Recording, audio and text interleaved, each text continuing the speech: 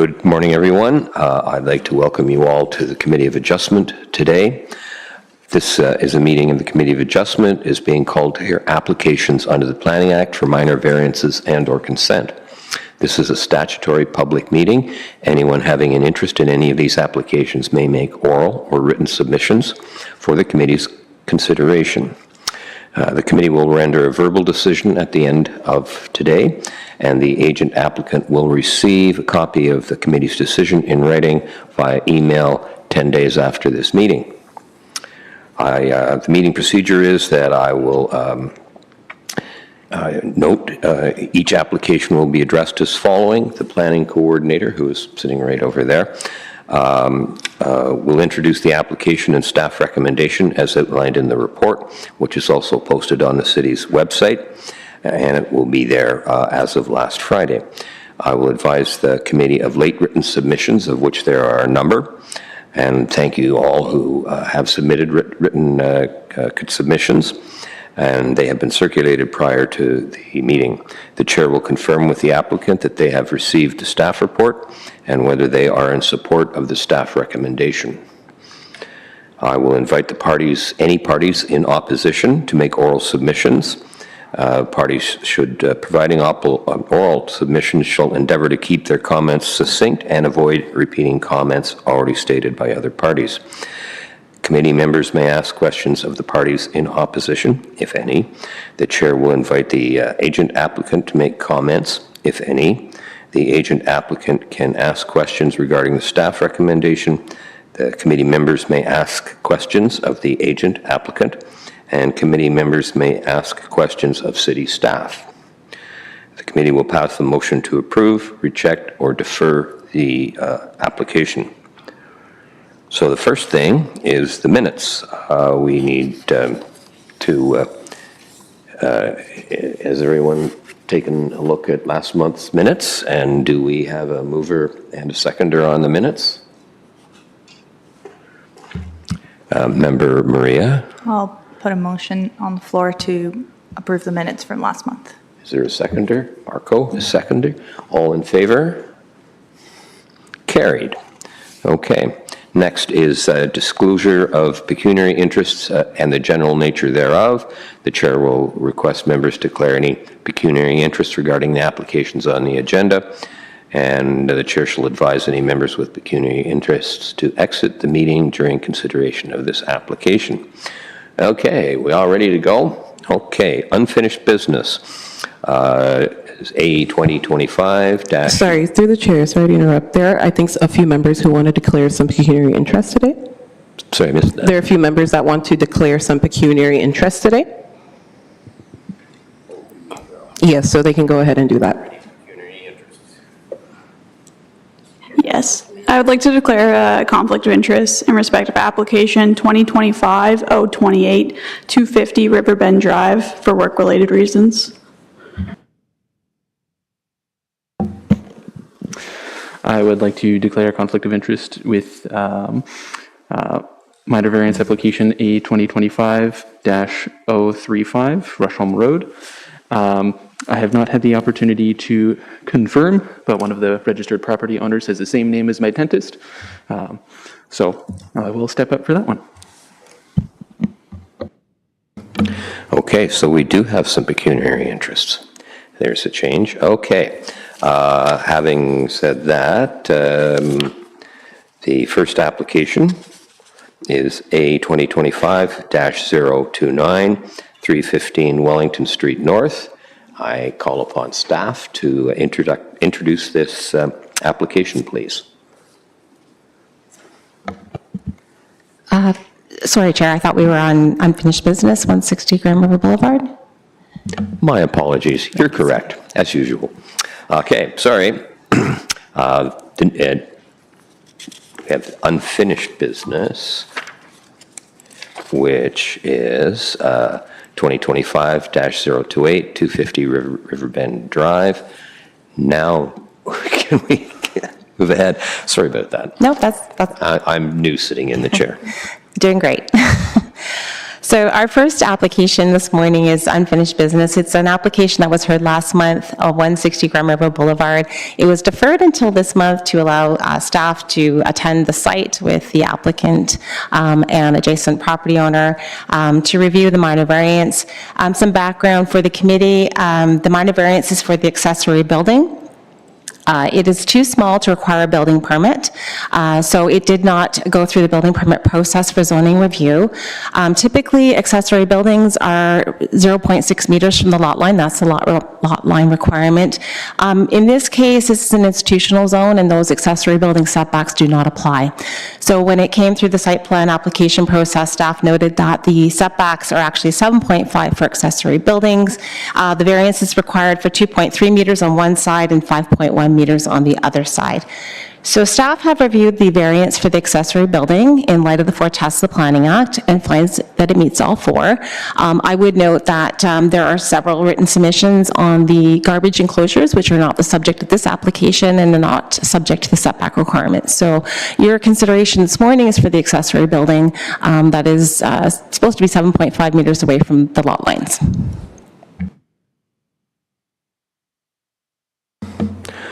Okay. Thank you for that. Is the applicant or agent here? Can you please come forward and sit on the chair over there, my right, your left? Have you had an opportunity to read the staff report? And are you in support or in opposition? Yes, I have, and I'm in support. Good. Okay. Are there any members of the gallery here today who are in support or opposition of this application? Seeing none.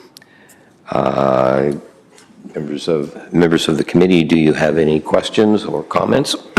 Through the chair, sorry to interrupt again. We do have someone who is here virtually to provide an oral submission for accommodation reasons, so I'm just going to let them in right now to speak.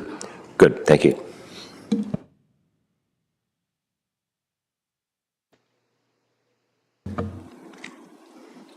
Okay, I see them there. So for the purpose of this, can the people who want to make oral submissions, can they please announce themselves and say whether they are in support or opposed to the application?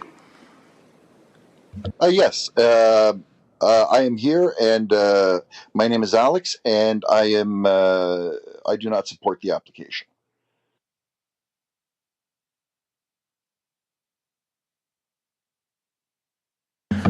That's your oral submission?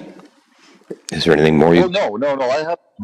Oh, no. I have a. I'd like to continue. Okay.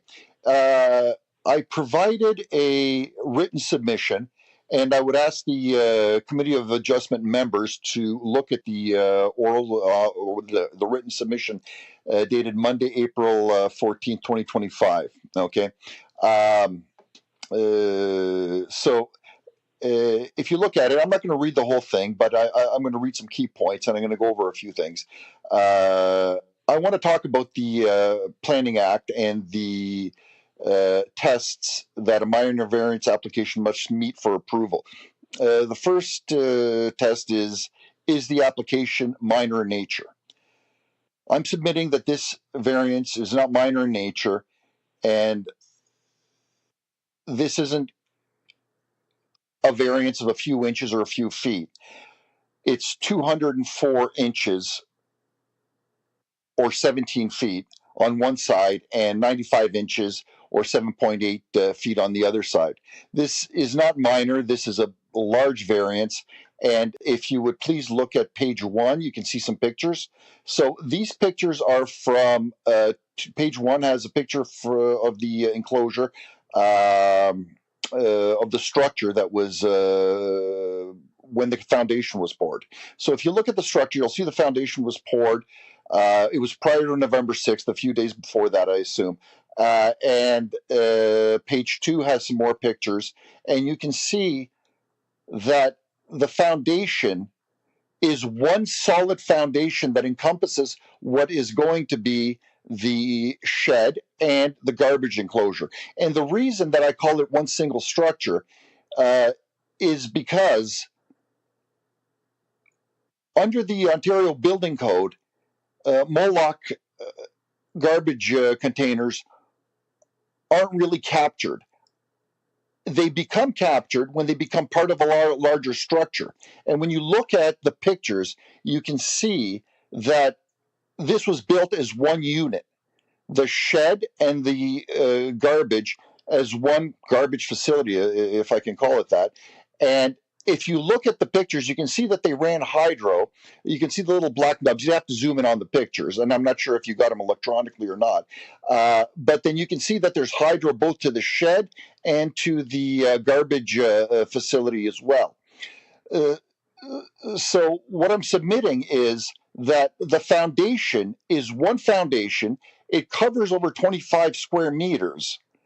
And under the Ontario Building Code, I submit that this is a structure that required a building permit. And because there's no real way to separate these two things. Now, if you go on to page number 3, and then you can see the finished product. And there's lights on the shed or garage or whatever it is, and they have lights around the garbage enclosure. It's one structure. It's not two structures. I need to emphasize that as we go on. So I want to move on to the impact that this garbage structure has, including the shed. And it's 2.3 meters from the property versus 7.5 meters. This is a huge impact for two reasons.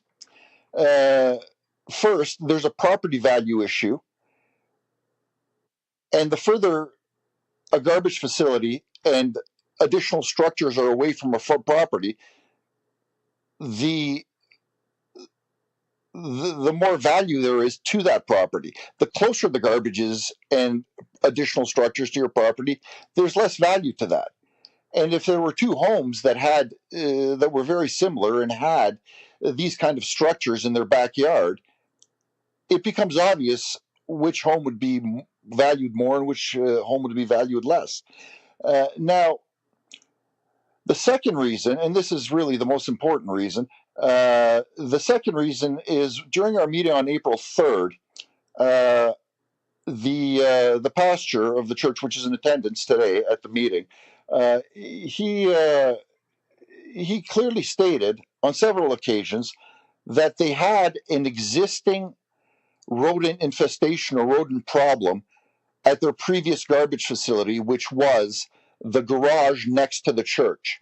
So they built this complex next to the in the corner of the property,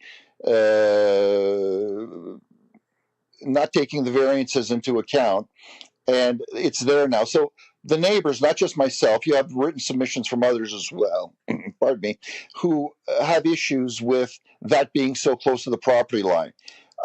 Whether that be mice or rats or whatever it may be. There's larger rodents too. Those are easier to see during the day because they leave droppings and those kind of things, but the smaller ones are a little tougher. So there's some real issues around that. And I would direct you to my submission. So if we're at the bottom of page 3 of my submission, I also cite case law. And in this specific case, there were 3 principles that were established. A minor variance is a special privilege. It can reduce inflexibility of the zoning bylaw so that undue hardship does not result. And 3, there should be a valid reason why the bylaw requirement cannot be met. And this is the key, I think. If you look below, and now we're on page 4, and you can see the pictures, and you can see the aerial view of the property. And the first aerial view is the property. And I need to say that this isn't the entire property. I got most of it, but it's not the entire property. So there's still, more land. But for our purposes, this will do just fine. And then below it is a zoomed in section of where the garbage structure, including the shed, is, and the homes that I understand have written submissions. And these are the most impacted neighbors. And that would be 136 Grand River Boulevard, 171 Morrison Road, 177 Morrison Road, and 181 Morrison Road. So now, when you zoom in and you look at the entire structure and all the room and all the space they have, was there really a necessity? Was there a valid reason that the bylaw requirements could not be met for the shed or the garbage facility? And I have to stress that I'm submitting that they're one facility. And if you look at it, it becomes obvious that they didn't need to do this. And then I state, and you can read it, and I'm not going to read it back to you. I mean, there needs to be valid reasons why bylaw requirements can be met. After looking at the aerial photos, there's no reason why the setback requirements could not have been met. Based on the photos, they had countless other options to place the structure that they built, maintaining a 7.5 meter setback. Minor variance is a special privilege predicated on necessity and not a right to violate setbacks. Then the third principle is it can reduce the flexibility of the zoning bylaw so that undue hardship does not result. Well, there is no undue hardship because they could have placed it any way they wanted. And the only hardship is really to the neighbors who are unhappy and who are complaining and who have a legitimate right to complain because their properties are impacted. Now, we go to section number 2, principle number 2 of the 4 principles for the 4 tests for minor variance. And is the general intent and purpose of the zoning bylaw maintained? I submit that it has not been maintained. In Ontario, zoning regulation of 7.5 meter setback, typically for a rear or side yard, aims to maintain space between buildings and the property line. The specific intent and purpose can vary depending on the zoning bylaw and the type of property, but the general goal is to ensure a healthy and functional living environment. A 7.5 meter setback to this zoning regulation is intended to protect low-rise residential homeowners from encroachment to ensure a healthy and functional living environment. Placement of a shed and garbage facility, which is one structure I submit, so close to the neighbors violates not only the spirit but the intent of the particular zoning. The intent of the zoning was to protect low-rise residential homeowners. Now, the test number 3, I don't feel it really applies, so we'll skip over that. It's the general intent purpose of the official plan maintained. And principle number 4, is the variance desirable for the appropriate development or use of the land, building, or structure? This basically means that the proposed change should be beneficial to the development or use of the property, not just the applicant, but also the broader community. And I previously brought this up to city staff in emails because, as you may have seen before, I sent city staff pictures of the foundation prior to the shed actually being built. And I expressed some of my concerns with the garbage at the time. And one of my concerns was the obstructed view for backing up a garbage truck. So you can see where the yellow rectangle is. That's basically obstructed view. There's fence there. And then when the fence ends, there's a one-story electrical building that's made out of blocks, so there's no visibility. And then you hit a tree, and then you hit the roadway into the church. There's no good way to back up. Now, if you go back to page number 4 with the aerial view, and that'll give you a better view. And you can see down in the right-hand corner behind the homes, the two little dots with the white, that's the garbage facility. If you're backing up and you look at all the other spots that they could have potentially put this structure, both a shed and the garbage facility, which I maintain is one structure, there is no worse place to put this. And I'm not exaggerating. Like, there's really a huge blind spot along that side, and it's not safe for the broader community. So, in terms of test number 4, I don't think it really meets the test in terms of being beneficial to the broader community. So, I'll give some background about the garbage facility. And this is not captured in the staff report, and this is probably the first time you'll hear it. You can read it for yourselves. The property owner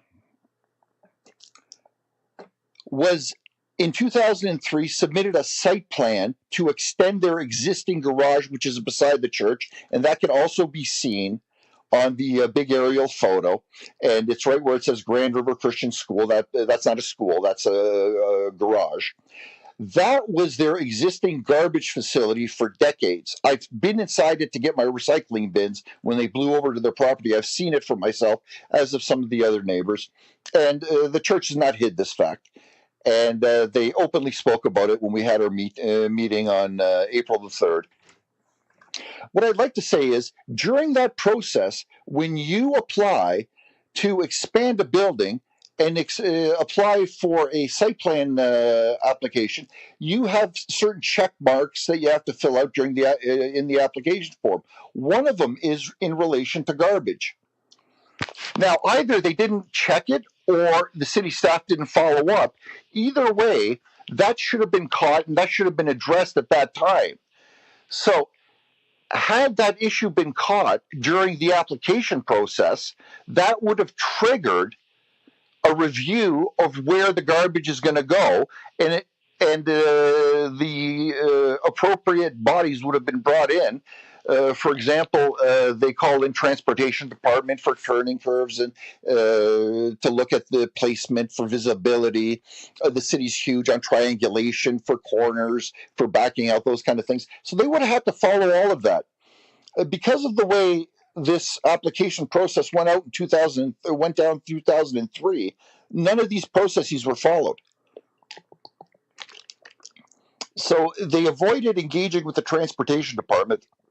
They put the both the shed and the garbage facility, which I again maintain is one structure, in the worst possible place, and it's unsafe. So I just wanted to give you the background that there were steps missed, whether it be by the applicant or by the city staff, and now the community is stuck with a structure that could potentially could be harmful to the community, or for sure the children in their school, and they're running a school out of there now, as the garbage gets dumped. So there was no benefit to this placement of either the shed or the broader garbage facility.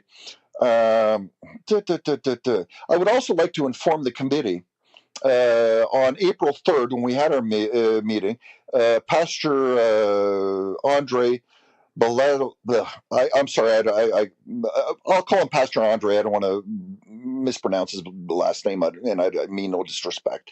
He made it known during his meeting that he had an undergraduate degree, the same as the City of Kitchener director that was out that day. What I'm trying to, the reason I bring this up, he understands the process. He understands how this works. He understands, he would have taken courses in this, and he would have had some understanding in how placement of these kind of structures work, and for sure he would have been able to read the zoning bylaws and understand the setbacks. So as we go forward and we go through the rest of this, I don't think it's fair to say that these people just simply didn't know. They had the background to know, and they ought to have known. Let's see. Let's continue here. I want to touch on, and that basically wraps up the most important part, which are the 4 tests, and I don't think that 3 of them have been met. And I really would like you, the committee members, to take time to read the submission and look at the pictures and see if it was really necessary to place the facility where it's placed. I'd like to touch base now on the stuff in the report wrote. They seek to recognize the existing front fence. That front fence was built without any variance either. So they're using this process of site plan to negate the public's ability to have a say. Because in the bylaw, if you want to have a fencing variance, and they're like a few feet higher than they need to be, I think the fence is 5 or 6 feet. Okay, And, excuse me, I'm going to have to interrupt here. This has been going on for 15 minutes now. I think you've made your point very clear, but we need to move ahead with other applications. Okay, that's fine. Just lastly, if you allow me to conclude, and that'll be like 2 minutes, not even. Lastly, I just want to conclude by going back to the case law. There should be a valid reason why the bylaw requirement cannot be met. After looking at the aerial photos, there is no reason why the zoning setback requirements could not have been met. They have not met the standards. There were countless options for other placements. I'm going to interrupt here again. I'm going to interrupt here again. I think you've made your point very clear. Yeah. You have stated a couple of things a couple of times, so we are now going to move on with the portion where if there are any members of this committee who have any questions for you. Are there any questions from the committee? Seeing none, the agent applicant. Sorry? You have, okay. Just a question for staff. I'm wondering if you could walk me through the building permits as they relate to the garbage storage containers and differentiation there. So the application there was a site plan application in 2003, I believe, to construct the other garage location that the applicant is referring to. That was approved. Through this recent site plan application, it is to legalize the fence, the shed, and to recognize the new garbage location. So staff are reviewing that site plan currently. It is received conditional approval subject to the variance application.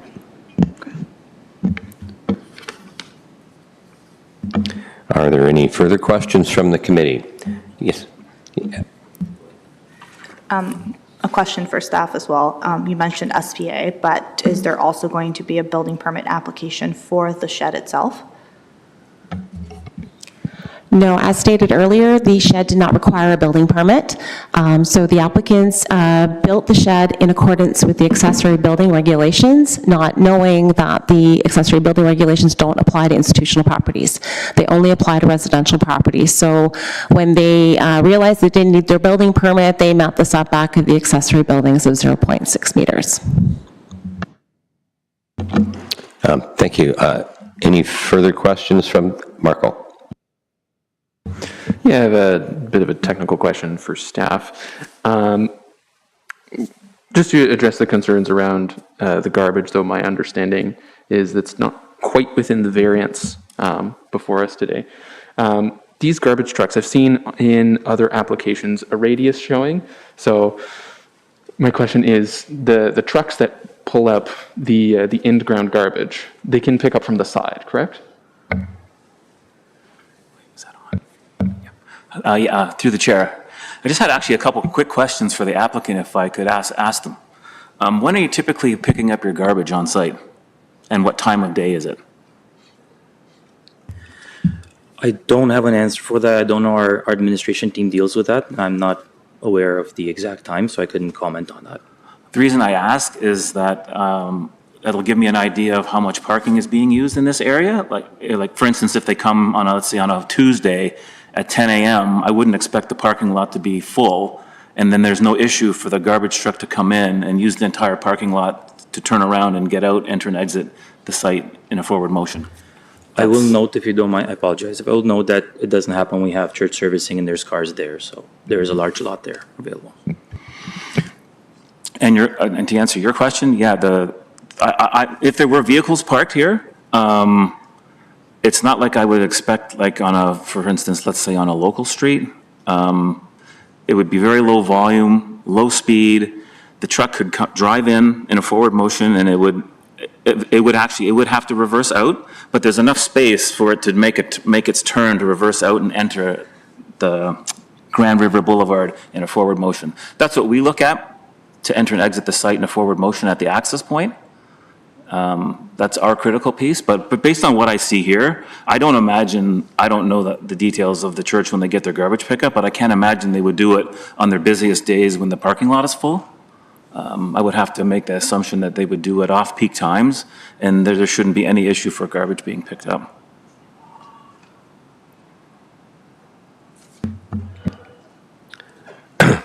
Thank you for addressing those concerns, Mr. Seller. I can't make a motion, but is there any consideration that maybe we should ask or put an extra condition in this, that the garbage removal be done in non-peak hours, or is that understood, or maybe to staff? Yes, that is an understood condition, and I believe the applicant and transportation planning staff have confirmed that it's an ideal time to do the garbage when the parking lot's not in use. I can't imagine they would want garbage pickup when the parking lot is in use. Saying that, to put a condition like that, it would be difficult to have that condition come into effect for the variance to come into effect. So you want to have a condition that can be satisfied so that the variance can come into effect. You raise good points. Okay. Any further questions from the committee? Just a couple further questions. There's a lot of mention about the rodent infestation. So I was just wondering, looking at this, I would assume that this kind of garbage structures were put in to address that issue. I wonder if the applicant could perhaps speak to that. We didn't have a rodent infestation. We didn't have to call in an exterminator. In our conversation when we were present with the city staff, we mentioned that as they were kept in, the garbage was kept in the garage, we have noticed mice there because we have a massive forest in the very back. So with this being built, we haven't had any issues anywhere with rodents or any kind of other animals. And then perhaps a question for the opposition via Zoom. Have you taken steps to go out and perhaps, speak to a realtor or anyone with any sort of expertise on the impact of this on your property value?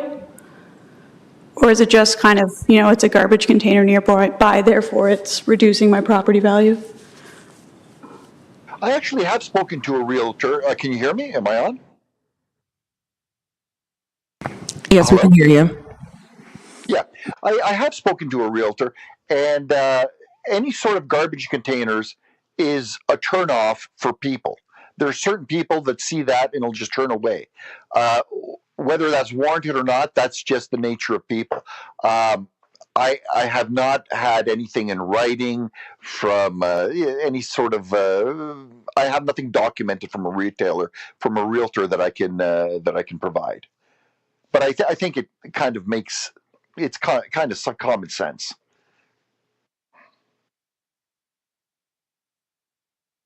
Yes, thank you very much.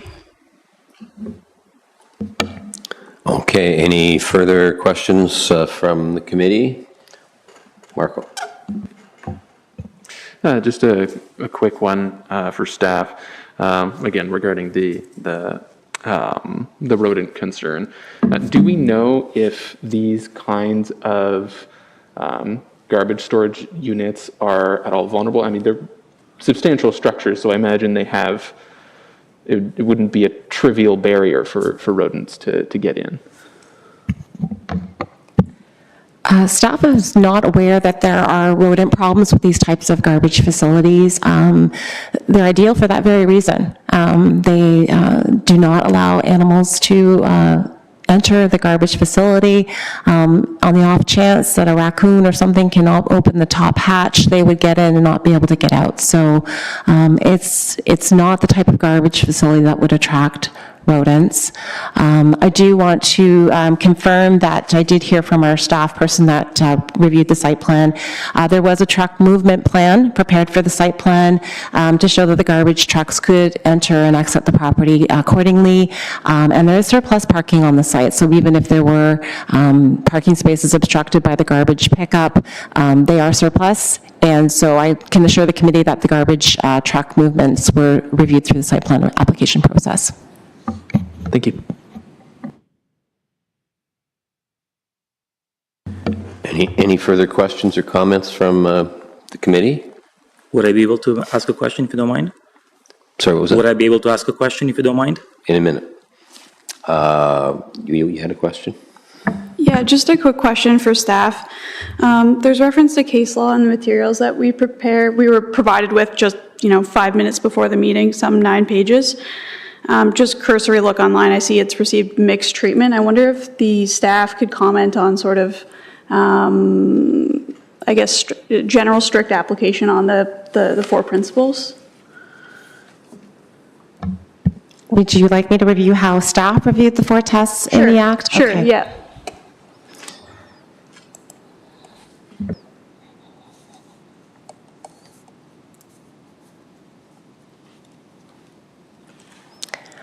So with respect to the official plan test, the property is institutionally designated. The use of the accessory building complements the institutional use of the property. So it would be a desirable and accessory compatible use with the accessory. In terms of impacts, the minimization of adverse impacts with policy 11C 133C, mainly where sites are adjacent to sensitive uses. Staff note that the use of the accessory building would be complementary to residential use. It's the type of use that a residential property may utilize of their accessory building. So in terms of use of the accessory building, use of the property, staff feels that it meets the general intent of the official plan. With respect to the general intent of the zoning bylaw, the intent for accessory structures really is 0.6 meters. However, where these accessory buildings could be used for institutional uses that may have detrimental impacts on residential properties, the setback is actually 7.5 meters. Staff reviewed the setback for the use of the accessory building and finds that it meets the intent, because it does meet the intent of a residential accessory structure, and its use is entirely the same. For gardening equipment, salt, things that you would typically use and store to maintain your property. So staff felt that the setbacks of 2.3 and 5.1 meters were similar and actually greater than the typical setback of an accessory building in a residential zone of 0.6 meters. So technically, yes, we feel that the general intent of the zoning bylaw is being maintained by these new setbacks. In terms of the effects of the minor variance, we felt that it was our opinion that they would be minor. The setbacks are appropriate. They're much greater than 0.6 meters of your typical accessory structure in a residential zone, and so staff feel that the effects of the variance are minor. For the appropriate development and use of the land, the location of this accessory building is actually ideal as it relates to the functioning of the property. If it were to meet 7.5 meters, it would take away from the parking area. It would require a whole redesign of the parking area.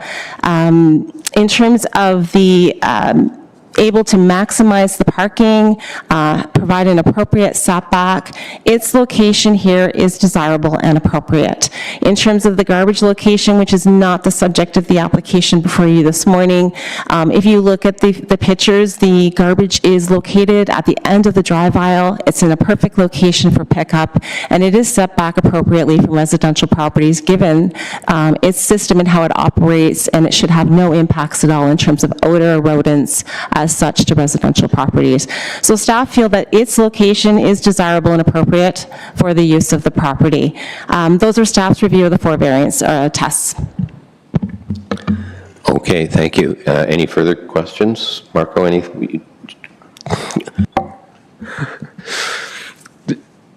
I guess just putting some feelers out, do my committee members feel like we're ready for discussion?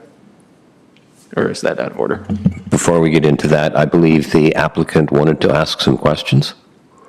Or just rather a clarification, the applicants is for a shed that we store salt and snow removal maintenance tools. It's not used for garbage. I don't think it's appropriate to say it's a waste facility. It's not a waste facility. The shed is used for salt storage for the winter. Thank you. Okay, I think we should need I think we need a motion at this point. Anyone going to make a motion? Mr. Gambetti. So that we can get into discussion, I will move the staff recommendation to approve. Okay, do we have a seconder for that?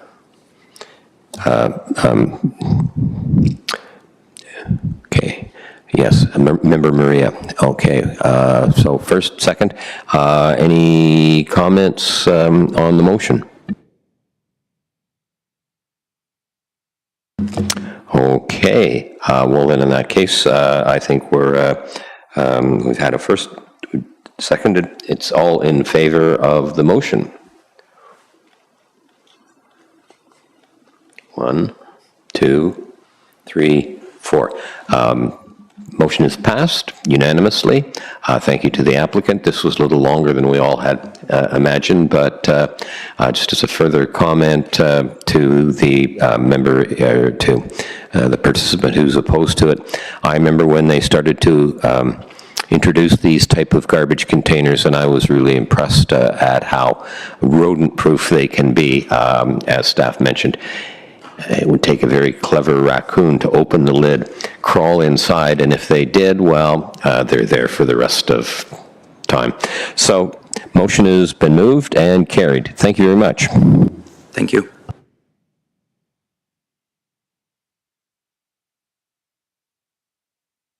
We will now move on to the new business, and the application is A 2025-028, 250 River Bend Drive, and I will ask staff to do the introduction of this application. Yes, thank you, Chair. This is a minor variance application for 250 River Bend Drive. It is a parking variance before you this morning to permit a parking requirement of 52 parking spaces instead of the minimum required 90 parking spaces. This is to facilitate an intensification of the Ontario Humane Society use, KW Humane Society. Variance will facilitate an addition, and it has been reviewed in accordance with site plan application, receiving conditional approval subject to a variance being approved.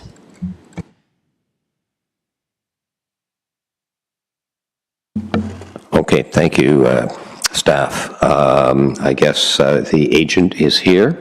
Have you, excuse me, have you reviewed the staff report and whether you are in support of the recommendation? Yes, thank you, Mr. Chair. Through you, we've reviewed the staff report and are in support of it. I've provided a copy of the staff report to you with all the highlighted sections from the staff, noting that they are in agreement with what we put here before you and that we've satisfied the 4 tests for minor variance across all departments and has been reviewed. Okay. Are there any members of the committee who have any, okay, well, sorry, getting ahead of myself. Are there any people in opposition to this application? Seeing none. Comments?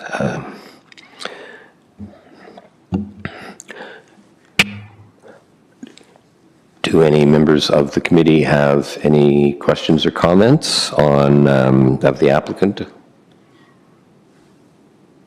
Seeing none. Any comments, questions of staff? Seeing none. Okay, we need a motion. Mr. Gambetti. I will move the staff recommendation to approve.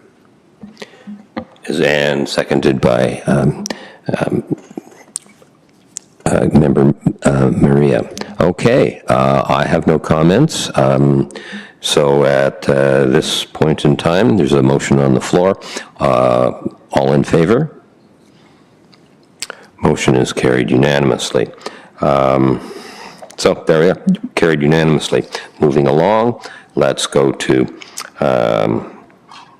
application A 2020-2025 029 1315 Wellington Street North. And if we can wait a minute to our remaining member comes back.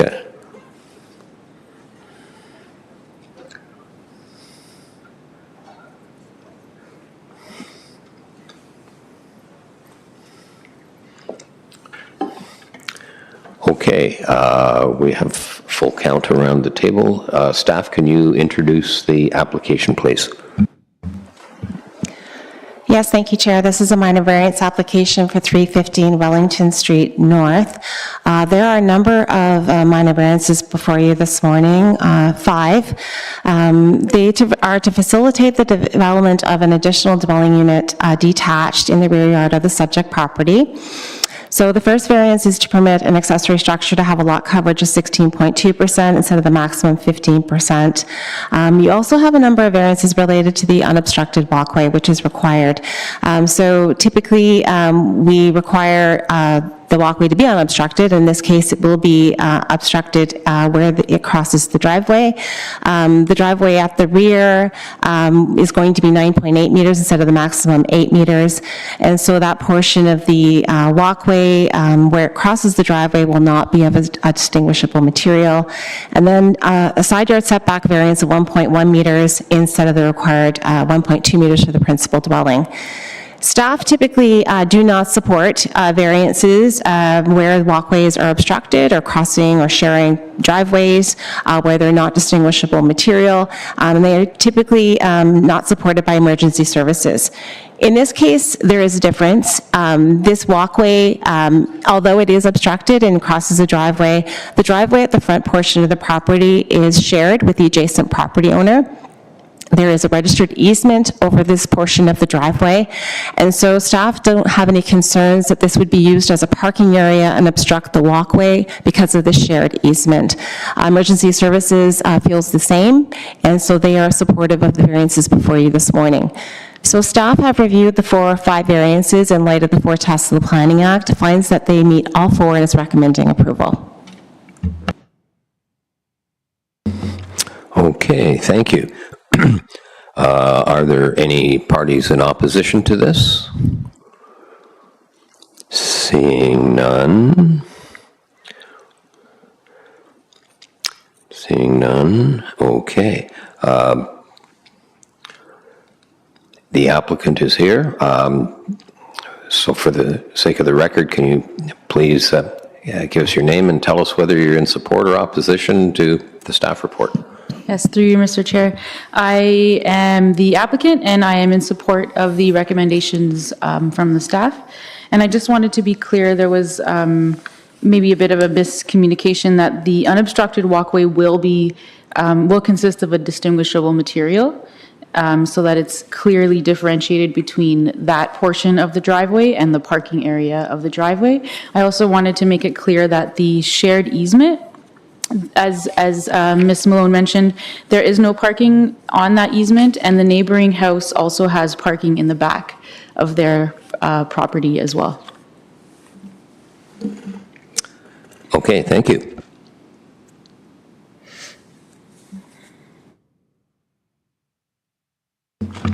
Do the members have any questions or comments to the applicant? Just a question for the applicant.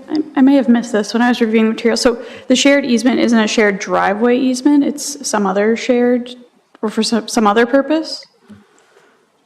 Through you, Mr. Chair, it is a shared driveway. However, nobody will be parking in that driveway.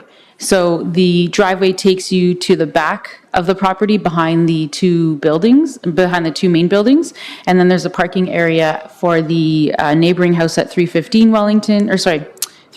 Wellington, and then parking area for our property. Okay, so the logic is because there's other parking, they won't use the current old, I assume very old shared driveway easement. Exactly. And we've also agreed with planning staff to have clear demarcations and signs saying that there's no parking allowed in this area and no parking within or on the unobstructed walkway.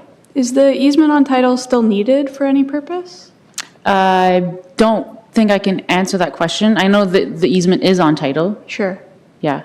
Yeah, I'm just curious, if it's not going to be used for parking, why leave it there? Well, I believe it's because if we were to take away the easement, then the neighboring house would not have enough width to actually get to their parking at the back. Okay, so they use it as partially as like a throughfare to the back? Yes. Okay. Yeah, the neighbor needs that, I believe it's just over 1 meter onto our property. They need that in order to access the back of their property. I see, okay.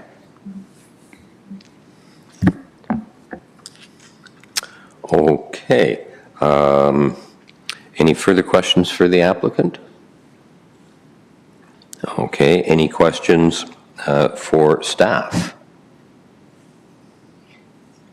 Seeing none, I guess we're at the point where we would need to have a motion on the floor for this.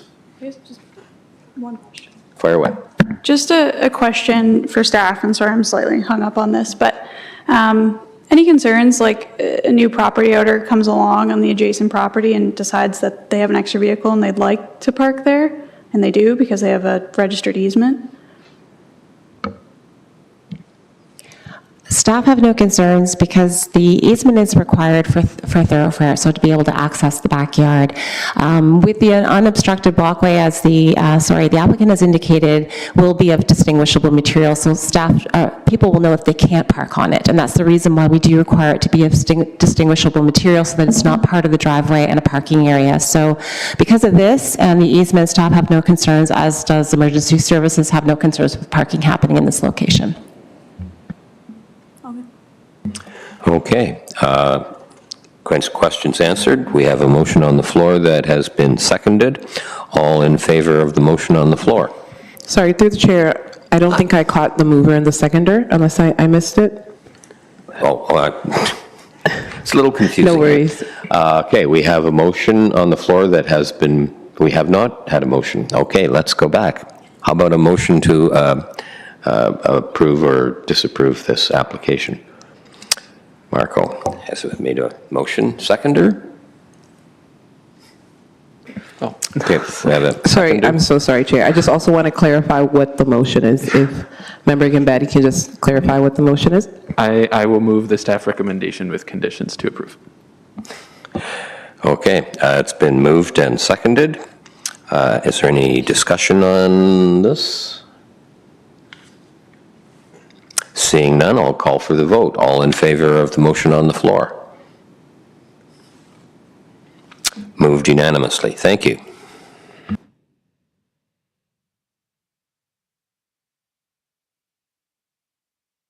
Okay, we're moving on to the next application, which is, I believe the one is for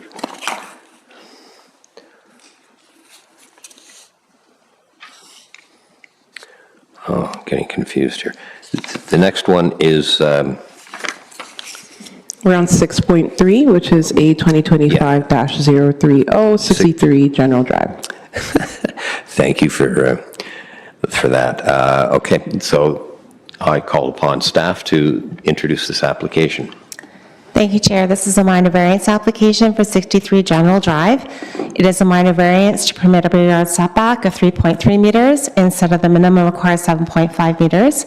And this is to facilitate the construction of a rear yard addition onto the existing dwelling, and I believe it's used as a sunroom. Uniquely, it'll be using the existing outdoor fireplace as part of the new addition. So staff have reviewed the variance in light of the four tests of the Planning Act, finds that it meets all four, and is recommending approval. Okay, thank you. Is there, I see the agent or applicant is here. Have you reviewed the staff report? I have, and I didn't see any conditions with the report, but I am in support of that. Okay. Are there any parties in opposition to this? Seeing none. Does the applicant want to make any further comments? Do any of the members have questions for the agent or applicant? Member Gambetti. The drawings looked pretty clear, but just to make sure, it looks like you're converting that deck, the existing deck, into an addition, correct? Thank you. Through you, Chair, that is correct.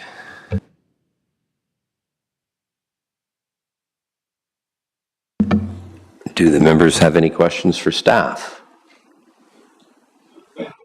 Okay, seeing none, I guess I'm going to ask if someone would like to make a motion on this. I'll make a motion to approve in accordance with the staff report. Do we have a seconder? We have a seconder for that. Okay, that's done. I call the order of the vote. All in favor? Motion is carried unanimously. Thank you very much. Moving ahead is the next application, 2025-031, 26 Berwick Place. I see, I think, an applicant coming down. While the applicant is getting ready, I'll call upon staff to introduce the application. Thank you, Chair. This is a minor variance application for 26 Berwick Place. It is a minor variance for the lot width requirement. The required is 10.5 and the lot width is 8.2 currently. The variance is to facilitate the construction of additional dwelling unit in the backyards with detached ADU in the rear yard of the subject property. The lot is quite large and can support the additional unit in the back. However, because it's pie-shaped, the lot width at the front does not meet the minimum required lot width for a detached ADU. Staff have reviewed the variance in light of the four tests of the Planning Act and finds that it meets all four and is recommending approval.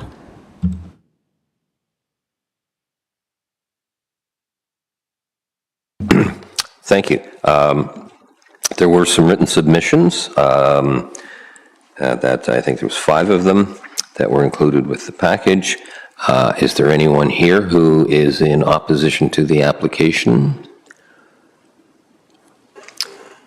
Can you folks come down and sit over to the left-hand side? I'm hoping that we're only going to get new information and that you will not be repeating what other of your colleagues have said. Okay.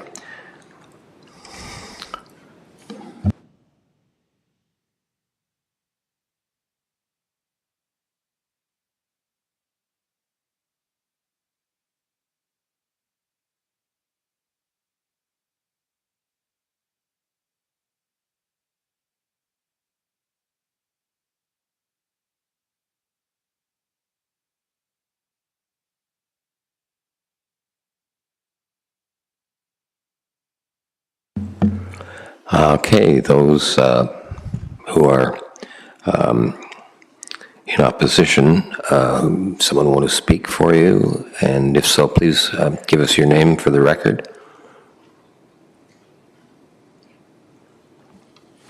My name's Ralph Allardyce. My opposition is you're putting an additional dwelling on the property, and there's already a parking problem on the street that it's a circle street, so you got a pie shape, you got very narrow parking, so when people park on the street, they park in front of your house, and their car half blocks your driveway.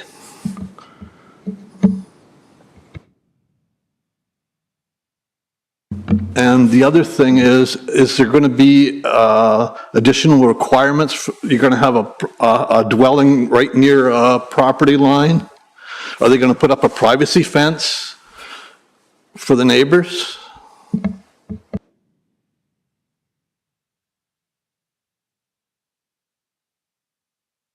Is there anyone who would like to make a oral presentation with regards to this application? Seeing none, I'll pass that over to the applicant. Can you, for the record, please declare your name and whether you're opposed or in support of the application? Hi, good morning. My name is Natalie Mazral. I am here as agent today. I have read the staff report and support the recommendations and the application. And I do have a few brief comments. The infill opportunity that is available on this size of lot is an excellent one. And the required parking recommendations for a second unit on the property are able to be met, which is as seen in the site plan. Street parking, unfortunately, can be challenging in many neighborhoods, and I would submit that that would become a bylaw issue as opposed to a planning issue in this instance, as we are able to meet the required parking for both units.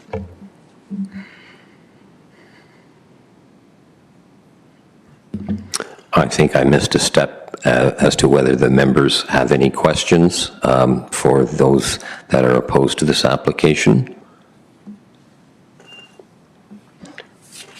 Member Gambetti. I have a question for the applicant, if that's okay. Yeah, so based on the shape of the lot, that 8.2 meters is the very front where it meets the road. Do you know the width at the back where the ADU is going to be? I looked on Google Earth and it looks like it's around 15 to 16 meters, so it's significantly more than the front. Sorry, yes, that's correct. The lot width ranges from 16 to 18 meters at the back. It is a quite irregular, almost coffin-like shape, but is 18 meters at its widest point. Thank you. Any further questions from the committee? Seeing none, is there someone who is going to make a motion on this?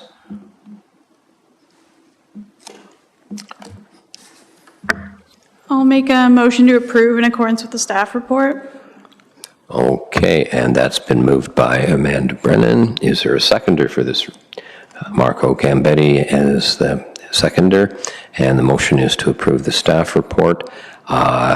Okay, I have done that. Okay, I guess let's call for the vote. All those in favor of the motion?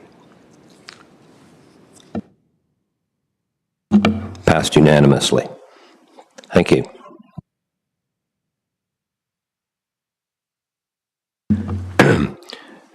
The next application is 2025-032, 217 Vanier Drive. Can I ask the applicant or the agent to come forward? Okay, for the record, can you please state your name, sir? Good morning, everyone. My name is Smith, and I'm the applicant. Great. Have you had an opportunity to read the staff report? Yes, I did. Are you in support of the staff report? Yes, as far as I know, with my knowledge, staff is recommending to approve the additional dwelling, which I'm in favor of. Okay, I think I heard that. And there's nobody in opposition. Do we have any questions of the applicant? Someone have a comment? Sorry, has staff introduced this one? I think we might have skipped a step. It's okay. I was going to jump in, but you went to the applicant, which is fine. If you'd like some background, the variance is to permit the ADU or detached ADU in the backyard to have an area of 85.5 square meters instead of the maximum 80 square meters. And this is to facilitate the conversion of the existing detached garage into an additional dwelling unit. So staff have reviewed the variance in light of the four tests. The Planning Act finds that it meets all four and is recommending approval.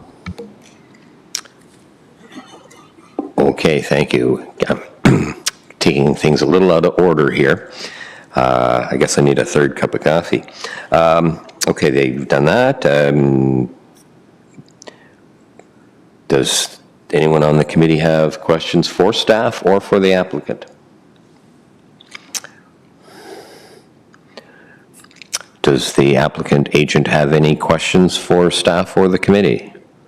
No, I'm good, thank you.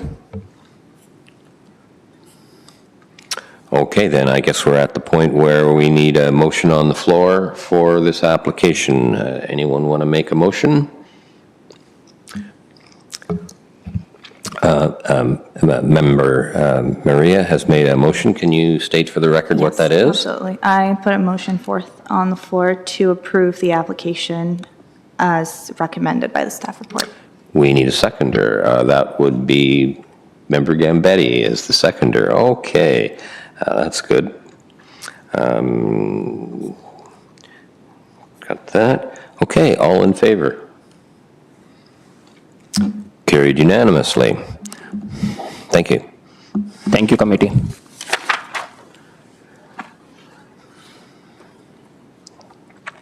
Moving ahead, the next application is A 2025-033-887 Frederick Street. If there's an applicant, please come forward. I think that's...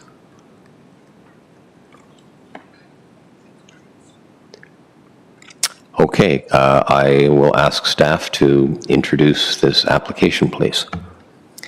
Thank you, Chair. This is a minor variance application for 887 Frederick Street. There are a number of variances before you this morning. They are all to facilitate the development of a multiple dwelling, having 20 dwelling units in the form of stacked townhouses.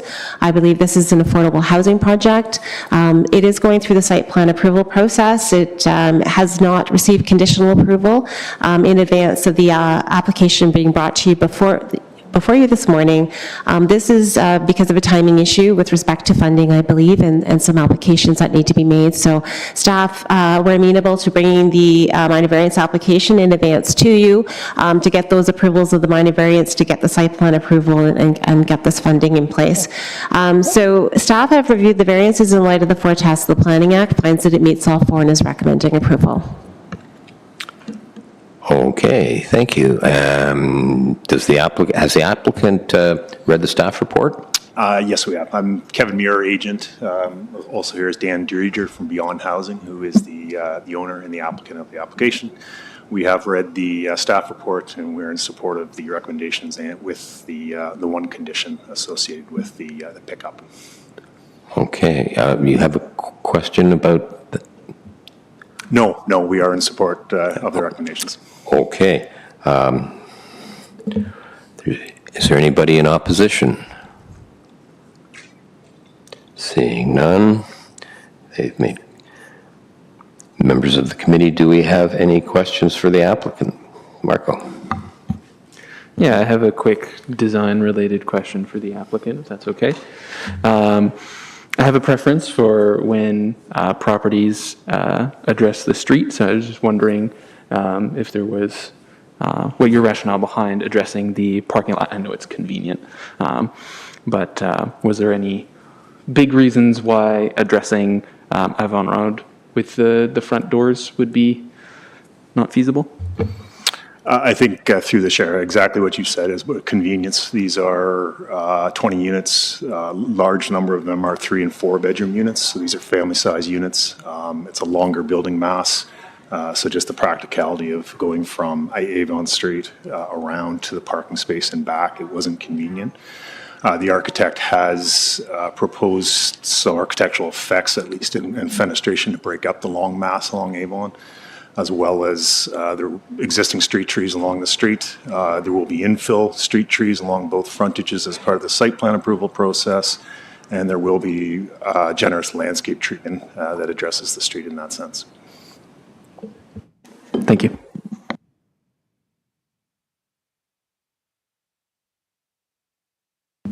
Okay, thank you. Are there any further questions from members to the applicant agent? Seeing none. Any questions of staff? Seeing none. Someone to move a recommendation?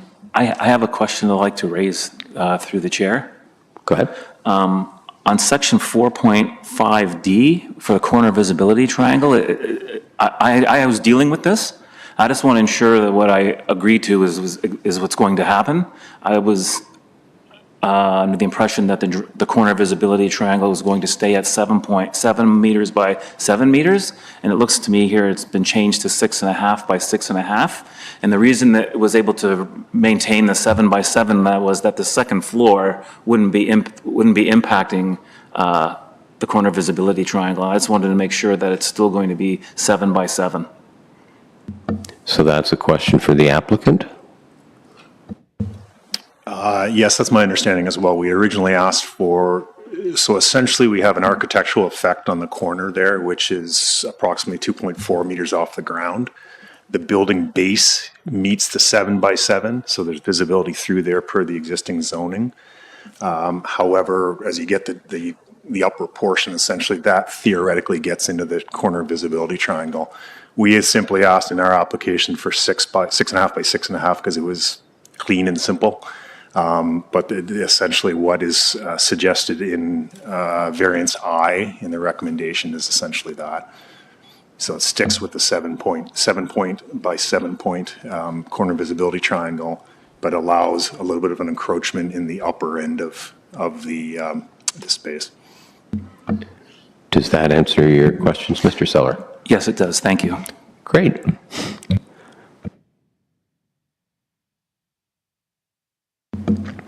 Well, I guess we're at the point where, seeing there's no opposition, time for a motion from the committee. Member Marco, can you please state your motion? I will move the staff recommendation, including, do they have conditions? Yes, they have a condition. Yep. Okay, there's a motion on the floor. Do we have a seconder? Member Maria. Okay. Then in that case, it's time for a vote. All those in favor of the motion? Carried unanimously. Great.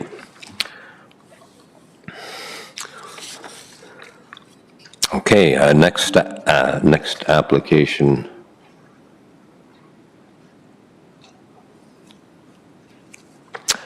If I'm correct, the next application is 2025-034, 34 Honer Avenue. If the applicant is here, please come forward. Okay. I invite the planning coordinator to introduce this application and the staff recommendation. Thank you, Chair. This is a minor variance application for two variances before you this morning. The one is the front yard setback of 3.1 meters instead of the minimum required 4.5, and an interior side yard setback of 0.7 meters instead of the minimum required 1.2 meters. This is to facilitate the conversion of the existing single detached dwelling with an additional dwelling unit attached, so a duplex, to a single detached dwelling with two additional dwelling units attached, a triplex. The reason for the variances is the building is existing. Since 1925, it's not able to relocate and meet those required setbacks for the conversion. So staff have reviewed the two variances in light of the four tests of the Planning Act, finds that it meets all four, and is recommending approval of both. Okay, great. Thank you. To the applicant, have you read the staff report? Chair, I have read the staff report, and I agree with it. Sounds good. There's nobody in opposition to this. Does the applicant agent have any further questions or comments?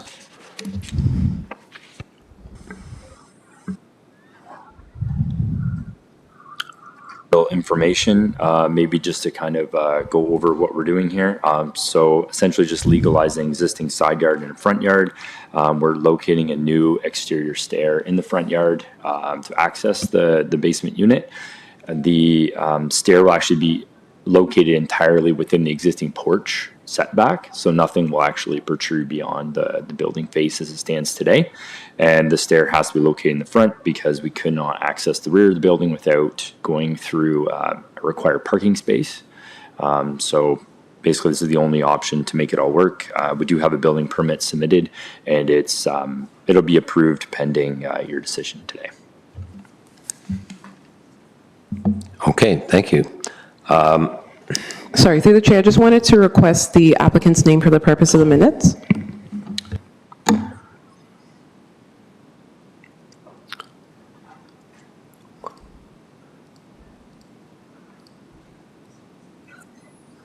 Okay. Do any of the committee members have any questions for the applicant? Member Gambetti has a question. Yeah, just a tiny point of clarity for the applicant. It looks like one of the arrows got a little bit covered up. And the topmost floor, there's a second set of stairs, just a small set of steps. If I'm understanding the drawing correctly, they're going up towards the middle of the house, like towards the washroom, which is in the front. They're going up. Is that correct? Through the chair, so the configuration of the house will be such that if you're looking at the front elevation, on the left side, you go up a few set of steps and you go in the main front door of the house. And on the right side, the front elevation, you'll go down steps towards the basement. Sorry. The steps I'm talking about are in the upmost floor. They're inside. Yeah, all the ones on the outside are clear. Understood. Apologies for missing that through your chair to answer that question. Yes, the rear configuration is such that you go up some steps and then you're basically on the same floor level as the first level, and then you can go up some further steps to get to the back. But we couldn't use that as the legal main entrance due to access through parking. The one required parking space on the left side of the house. Thank you. Okay, any further questions for the applicant or staff? Seeing none, I guess we are at the point where we can have a motion on the floor. Anyone want to make a motion? Member Gambetti. I will move the staff recommendation to approve. Okay, moving the recommendation. Is there a seconder? Okay. Member Amanda. This is getting confusing. Okay, so we have anyone have any questions or comments on the motion? Seeing none, I'll call for a vote. All those in favor of the motion on the floor? Moved unanimously. Okay.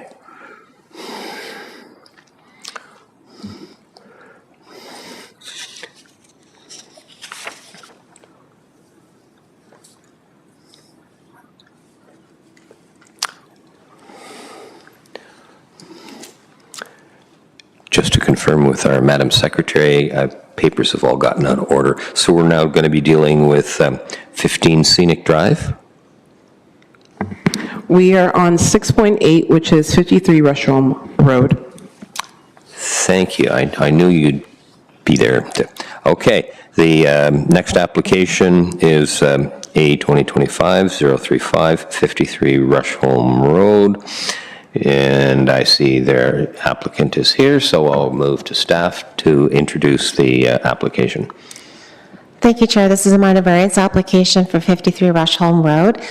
It is a variance to the interior side yard setback requirement. It is 3 meters in this zone, and the applicant would like to provide 1.8 meters on both sides of a new 2-story detached dwelling with a 3-car garage. So the application is basically to demolish the existing building and facilitate the construction of a new detached dwelling. Staff have reviewed the variance in light of the 4 tests of the Planning Act and finds that it meets all 4. We are recommending approval subject to the condition of a tree management preservation plan to ensure no impacts to adjacent trees on adjacent properties. Okay, thank you. That's right, Member Gambitti had a conflict.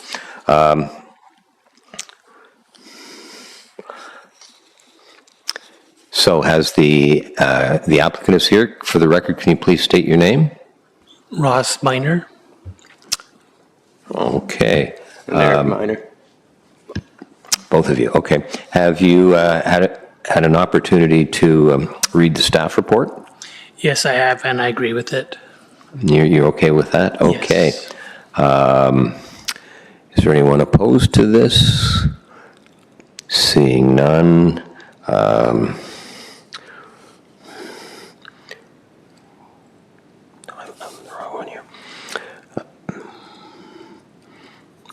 Does the applicant want to make any comments or have any questions of staff?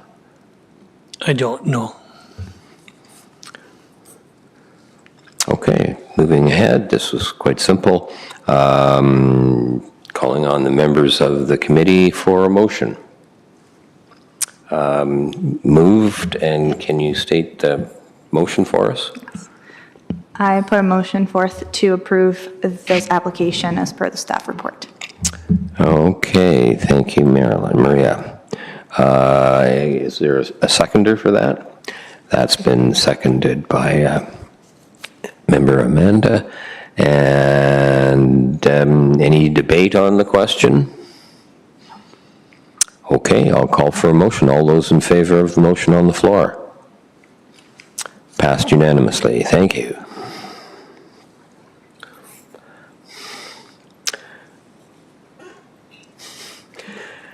While we are waiting the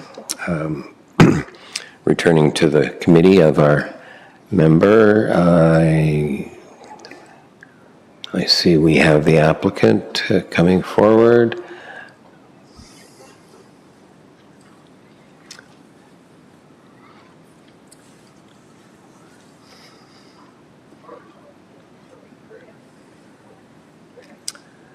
Okay, I will call upon staff to introduce this application, please. Thank you, Chair. This is a minor variance application for 15 Scenic Drive. It is a variance to the parking requirement. The applicant would like to provide 16 parking spaces instead of the required 17 parking spaces, so a reduction of 1. This is in accordance with a site plan application in process. This site plan is required as the applicant would like to construct 3 additional dwelling units to an existing 11-unit multiple dwelling. So it does require one new parking space based on the additional 3 dwelling units. Staff have reviewed the variance in light of the 4 tests of the Planning Act, finds that it meets all of those 4 tests, and is recommending approval. Good, thank you. Confirming that the agent applicant has read the staff report. I have, yes. And can you state for the record your name, please? My name is Tula Theocarides from Meridian Planning Consultants, representing the owner today. Okay. And you're in support of the application? I do. Any parties that are opposed to this? Seeing none. Seeing none. Any of our members have any questions for the applicant or members of staff? Seeing none, then I guess we're at the time to call for a motion. I'll make a motion to approve in accordance with the staff report. Thank you, Member Brennan. Is there a seconder? Marco Gambetti is seconded. Okay, all those in favor? Carried unanimously. That was a nice one. Didn't mess up on that one.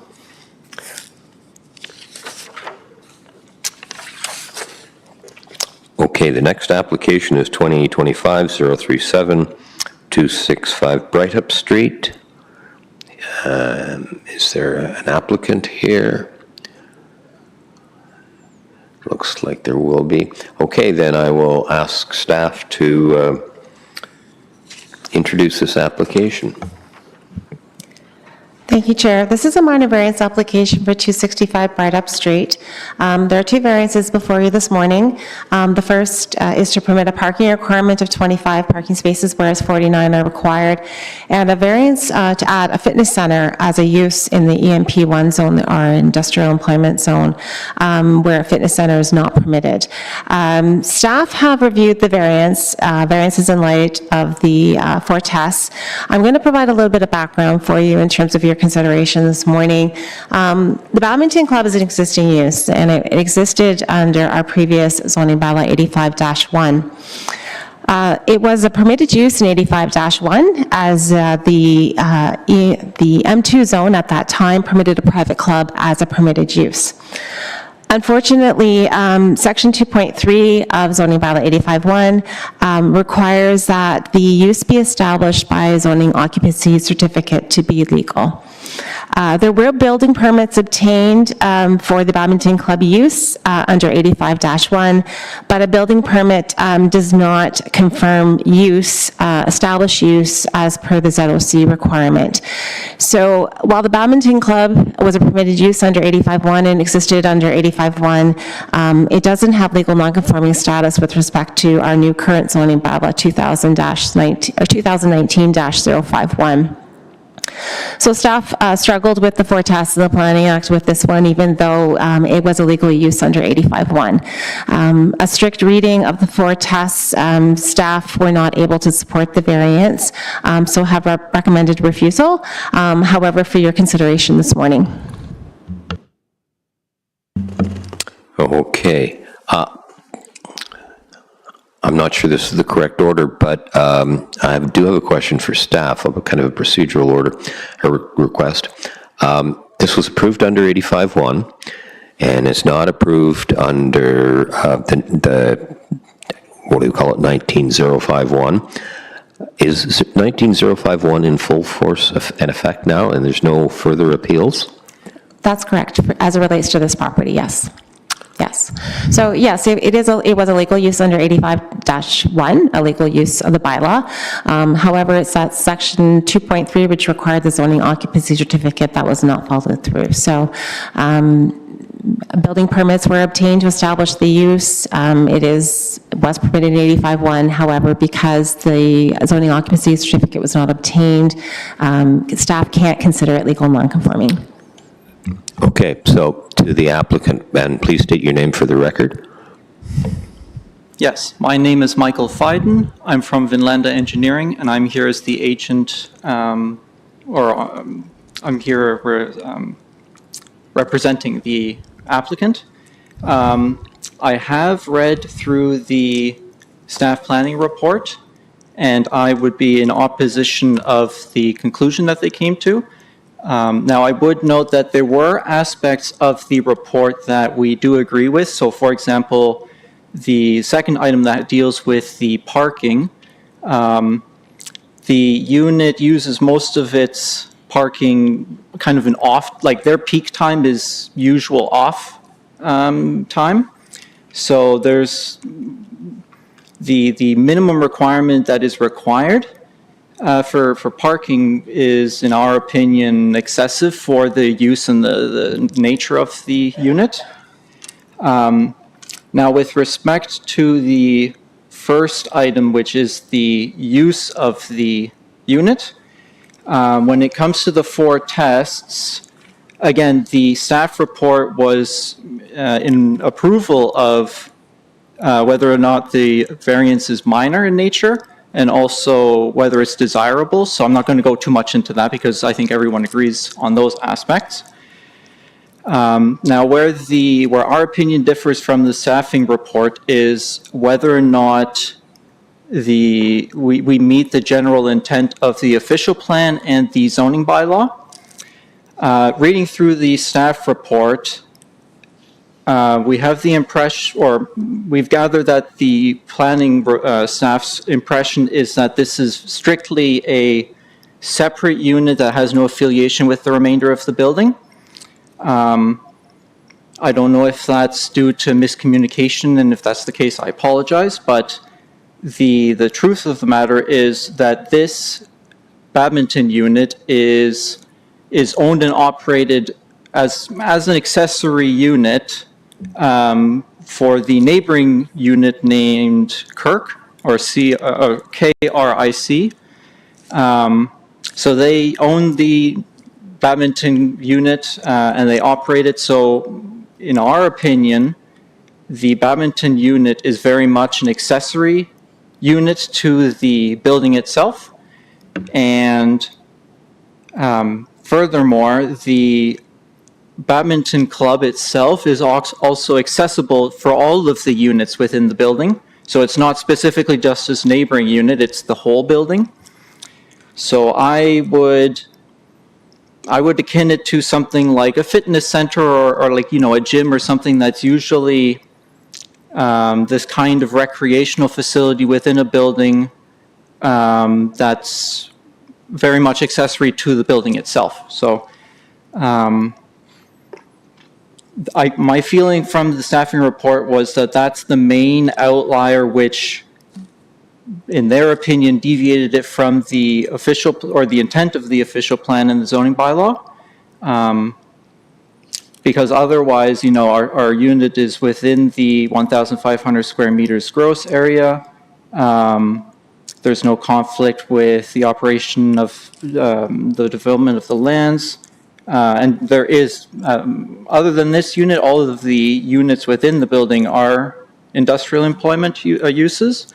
So in our opinion, with the fact said that the badminton unit is, in our opinion, accessory to the building as a whole, I believe that we do generally provide the intent of the zoning and the official plan.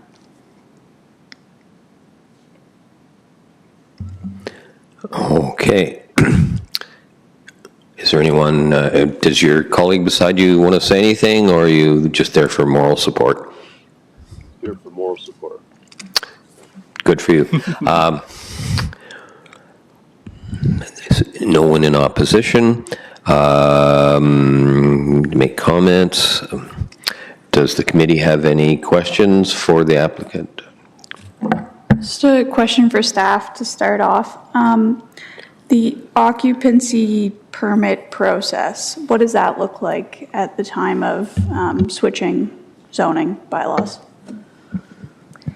So we have an application on our website, a zoning occupancy certificate application, and the applicants fill that out and establish the use of the property. So through that certificate, we review the zoning, ensure that the building meets zoning, the parking is met, all of the zoning regulations are met, and then we issue an actual certificate.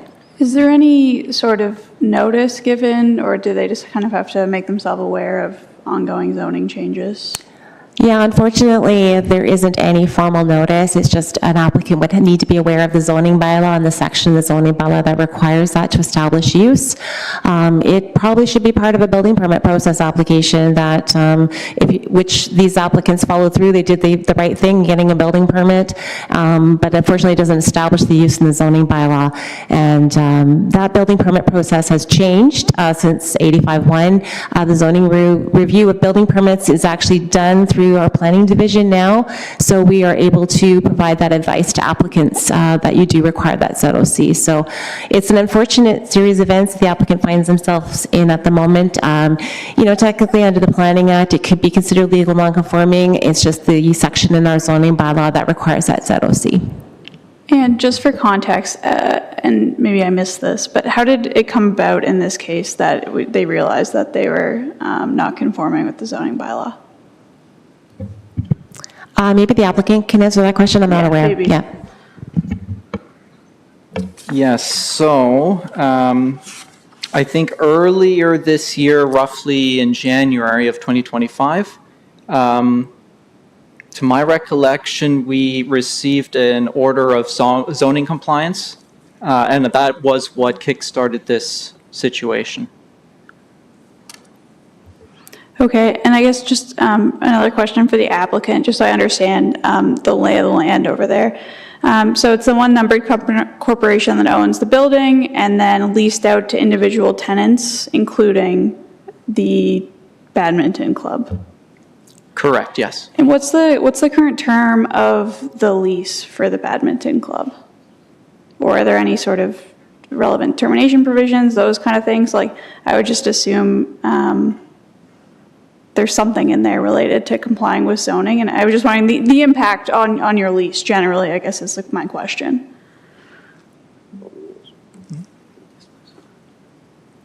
All right, so I can answer that.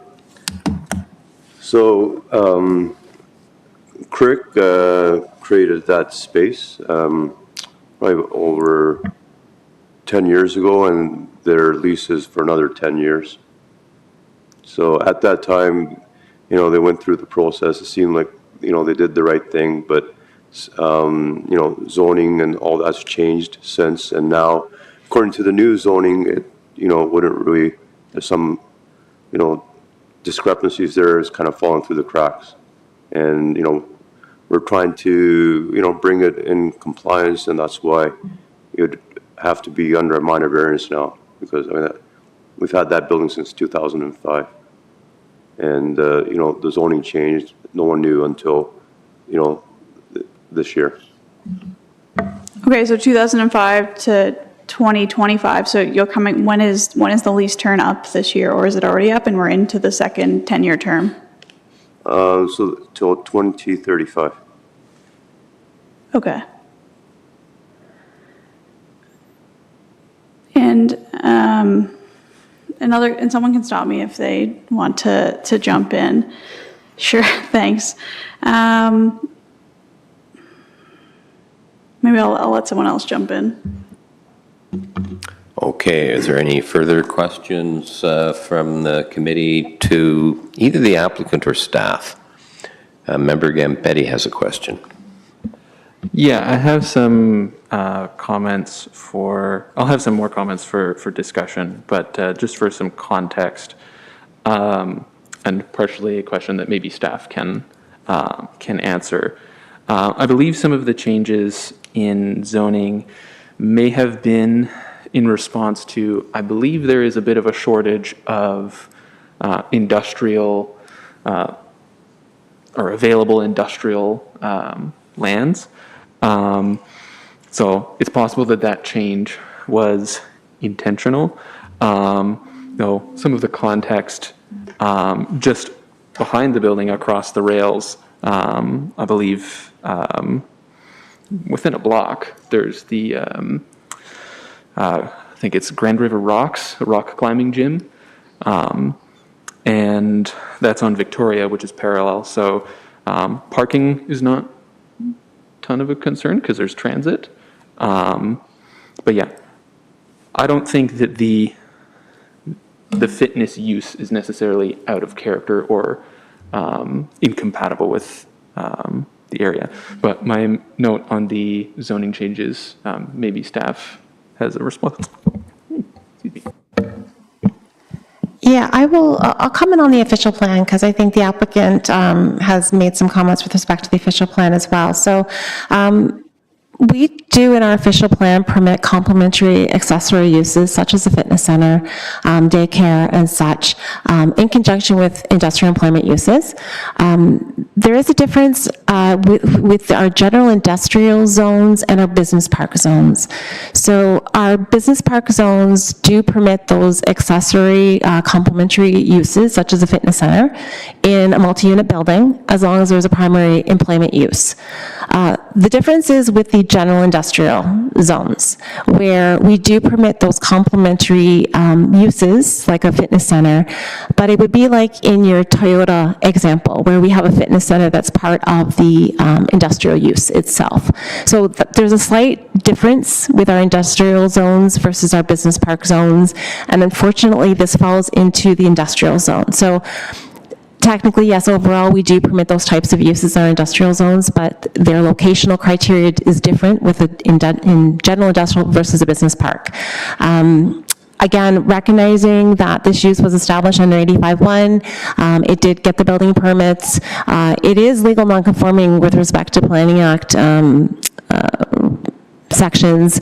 It's just, it didn't get that ZOC certificate under 85-1 to establish the use, and that's where staff struggles with the variance.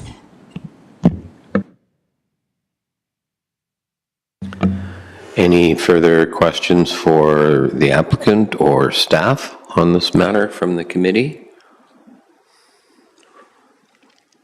Seeing none, I'll have one.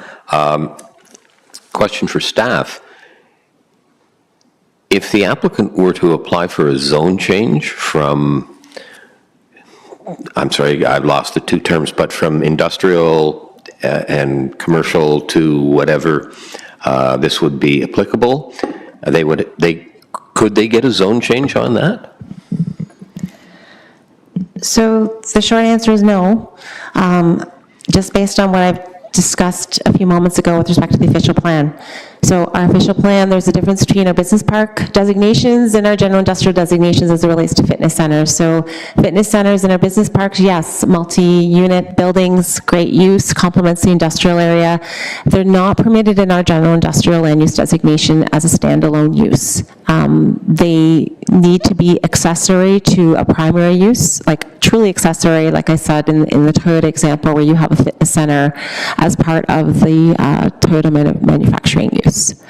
So there's a bit of hardship if you do not approve the variance today. It is a zoning bylaw and official plan amendment, unfortunately.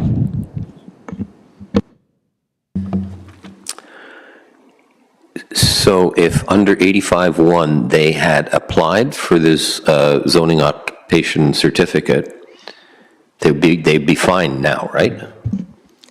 That is correct. So it's an issue of timing. Yes, that is correct. And they did establish themselves by building permit. It just didn't establish its use in the zoning bylaw.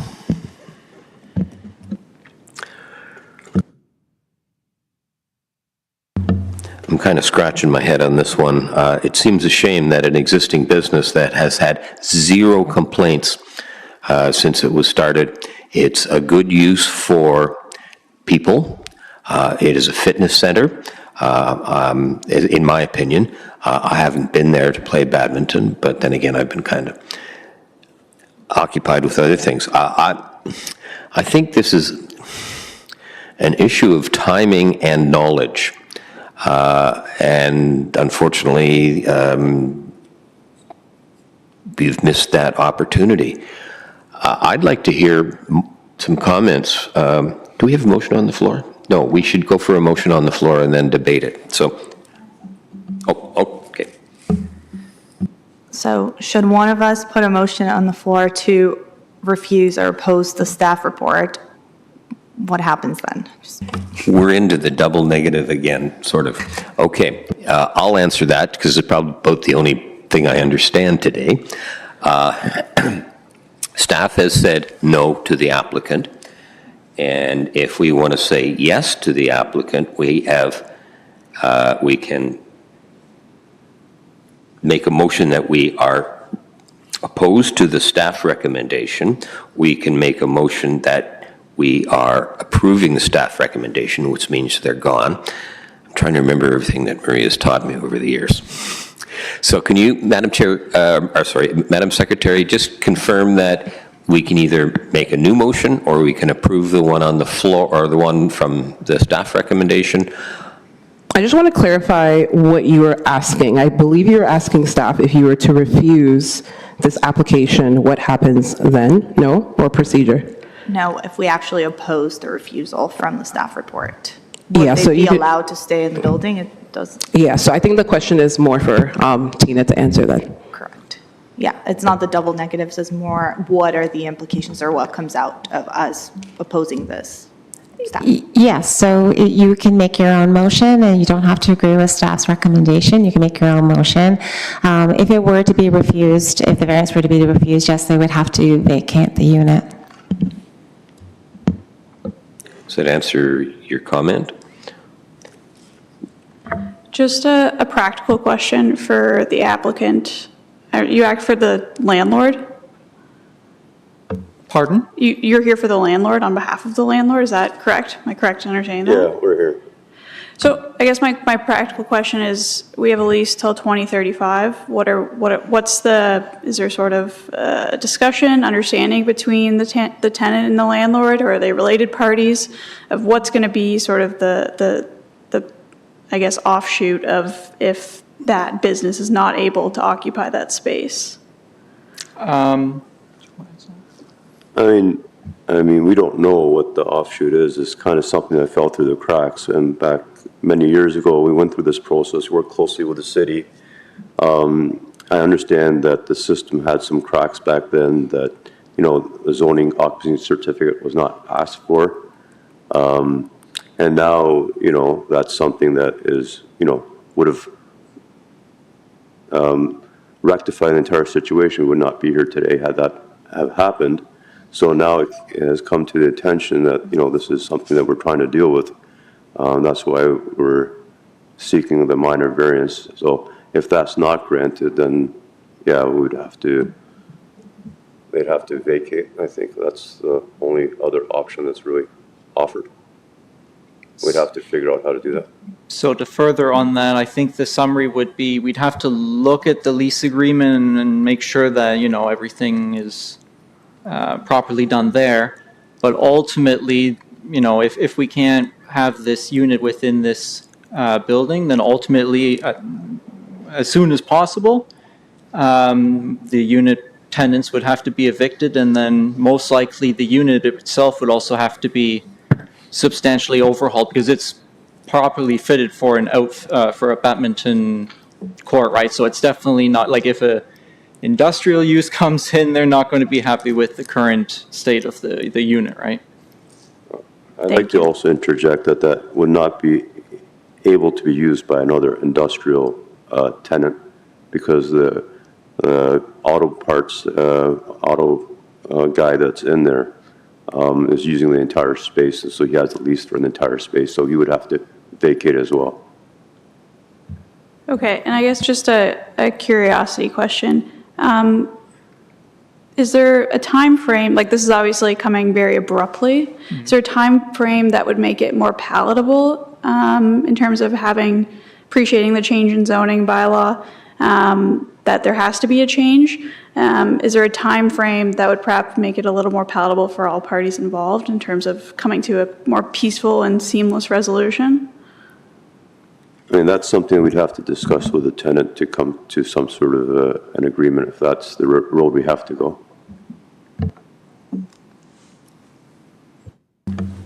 Any further questions, comments from committee? Yes, Marco. Yeah, just a quick question for staff. So staff is recommending that the variance be refused. If we approve the variance, they can continue operating? Yes, that is correct. Okay, thank you.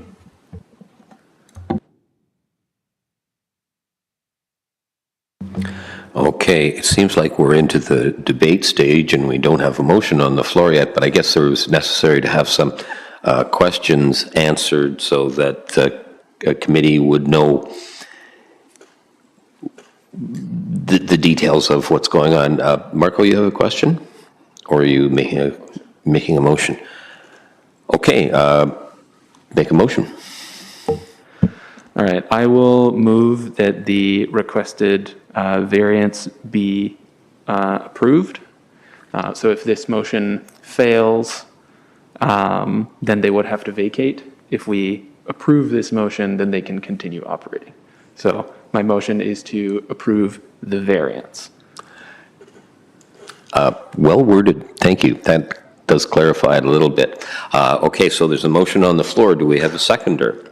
We have a seconder. Okay, and debate. Anybody got some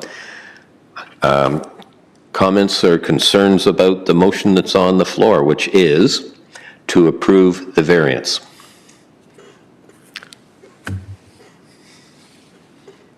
We have a mover and we have a seconder, and Mr. Gambetti wants to make a comment. Yeah, just some comments, and anyone can feel free to jump in. Personally, I think it would be a shame for the tenant to have to leave. I would make the argument that because it's only one of many units, and as far as we know, the other units are being used for industrial purposes, that I would make the argument that it is accessory, which kind of seems to be the only hang-up. With regards to parking, I'm not terribly concerned. It's very close to the GO station and buses on Victoria. So, and it sounded like, in terms of timing, the fitness center tends to be used in off-peak hours, so there doesn't seem to be too much conflict with the other businesses present. Yeah.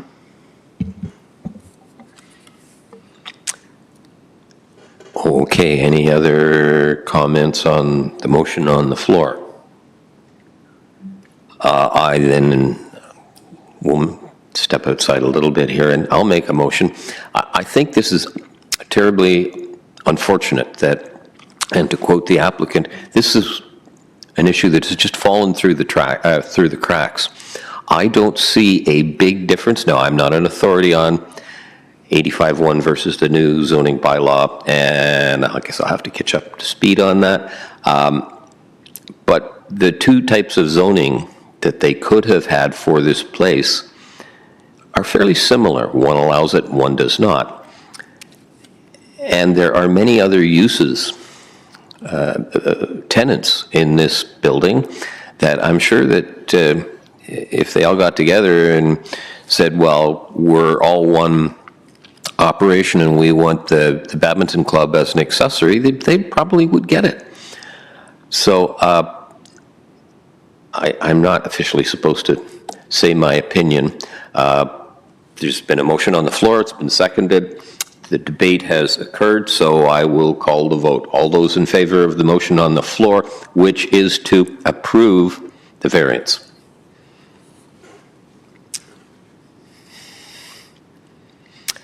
Three in support of the motion, opposed. One opposed. The motion to approve your variance, and I hope we don't get into trouble on this, you're free to go ahead. The variance is valid. So you don't have to worry about getting out. You don't have to worry about your lease. I sort of apologize to staff a little bit that this is a confusing one, and I think the use that the applicant is proposing is a great use. I may actually see if I still have a badminton racket somewhere in my attic.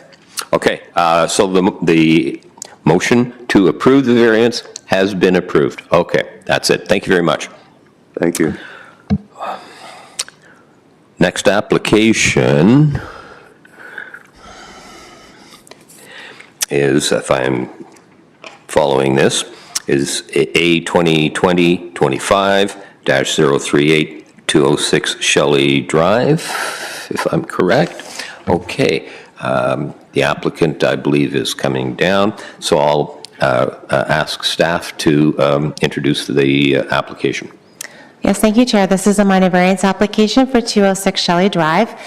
There are two minor variances before you this morning to recognize the location of the existing detached dwelling. So it's to recognize the existing detached garage in the front yard, and to permit a rear yard setback of 4.5 meters rather than the minimum required 7.5 meters. These variances are required in order to allow the development of a detached building having 2 additional dwelling units on the subject property, and staff have reviewed the variances in light of the 4 tests of the Planning Act, finds that they meet all 4 and is recommending approval. Okay, thank you. The applicant or agent is here. Can you state your name for the record, please? Chris Machado. And can you tell us whether you're in support or opposition to the staff report? We're in support of the report.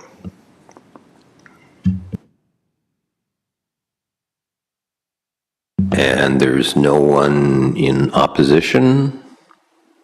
Seeing none.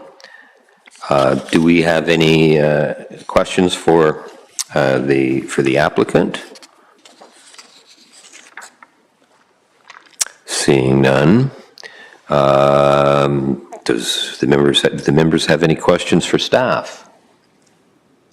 Seeing none, then I guess we're at the stage for a motion. Is there a motion being brought forward by the committee? Go ahead. I put a motion forth to approve this application as per the staff report.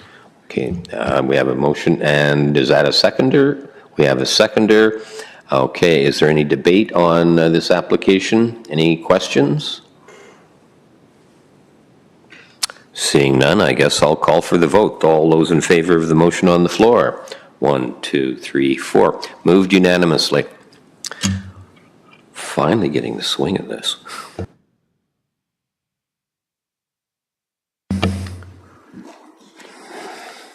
Okay, the next application, if I'm correct, is A 2025-039, 195 Victoria Street. Okay, I see the applicant is coming forward. I'll call upon staff to do an introduction on this. Yes, thank you, Chair. This is a minor variance application for 195 Victoria Street North. The committee, some members on this committee may remember this property coming forward a few years back for a variance for additional dwelling units. I would note that there was advertisement of variances to both bylaw 85-1 and 2019-051. On April the 9th, we were advised by the Ontario Land Tribunal that the Growing Together appeals have been scoped, and so the zoning in the new bylaw has now officially come into effect. So you're only considering variances to new bylaw 2019-051, the SGA zones. The variance before you this morning is to facilitate the construction of a partially enclosed roof structure over below grade stairs. This roof structure is required by the Ontario Building Code as an access to the basement unit.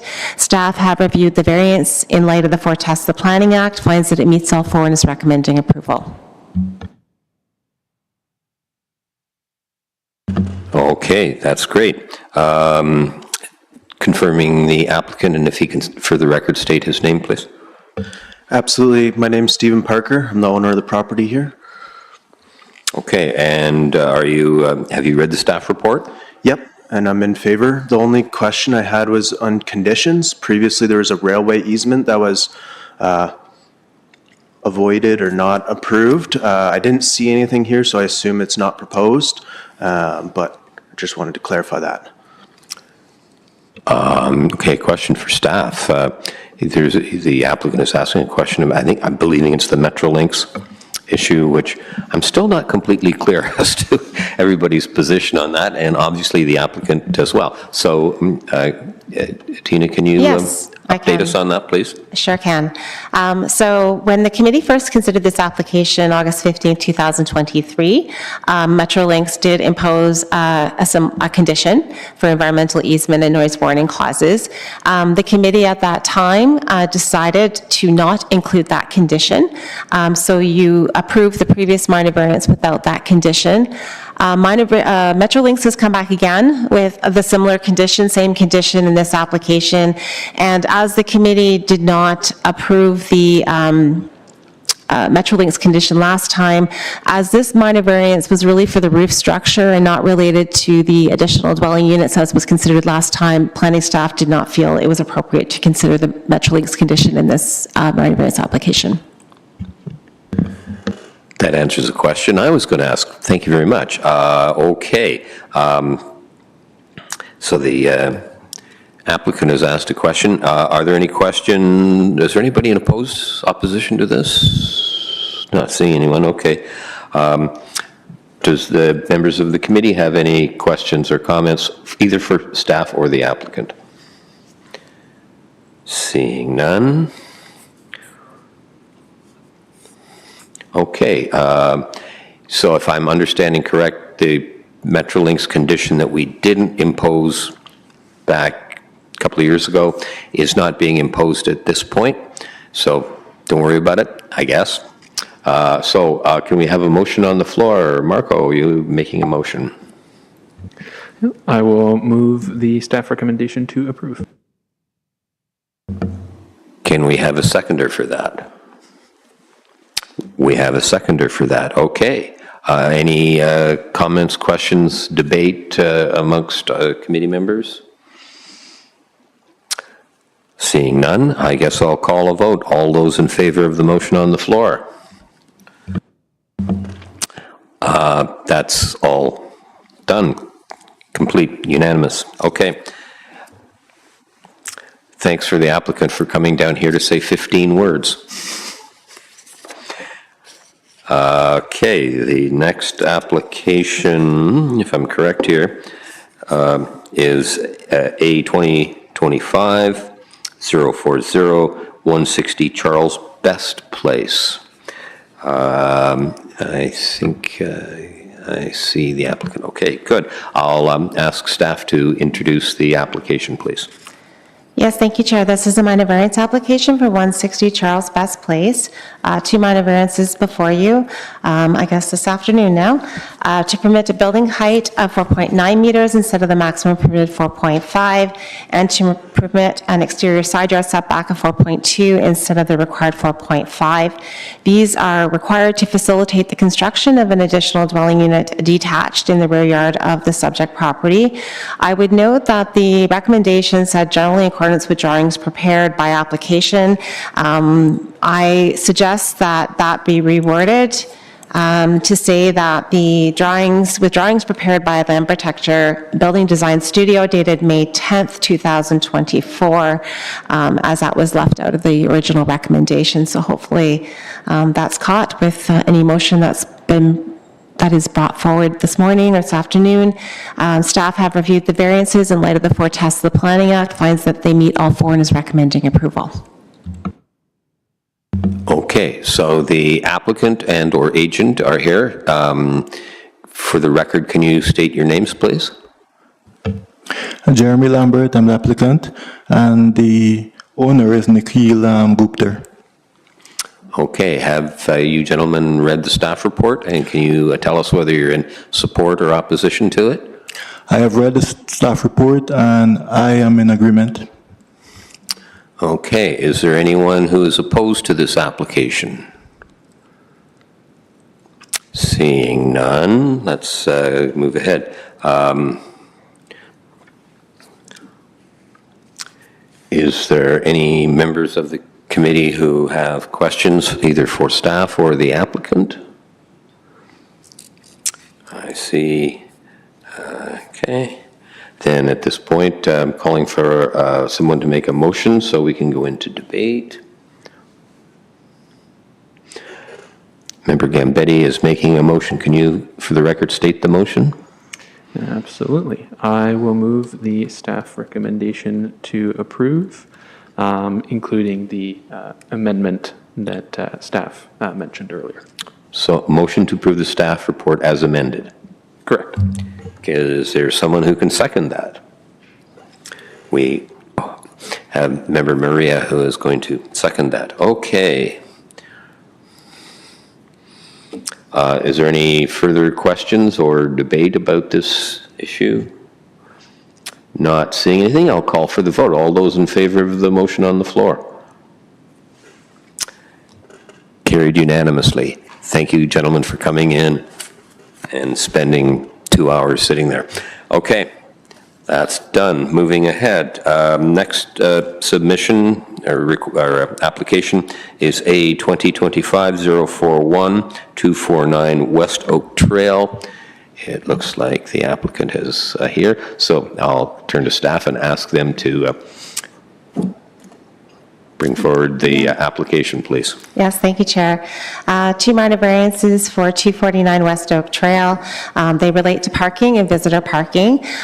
They are required to facilitate the development of 172 dwelling units on the subject property.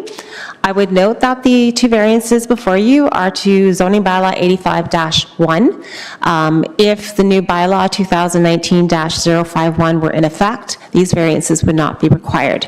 So they do meet the parking requirements of our new zoning bylaw. They would like to start development in advance of any new bylaw coming into effect, so they've applied for the variances before you this afternoon. Staff have reviewed the two variances in light of the four tests of the Planning Act, find that they meet all four and is recommending approval.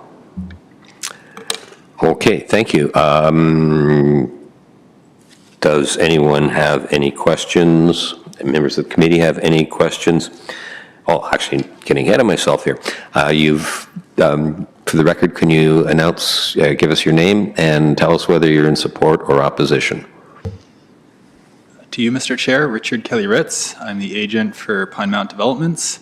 I've read the staff report and am in support of the recommendation. Thank you. There's no one in opposition. Does the applicant have any further questions or comments?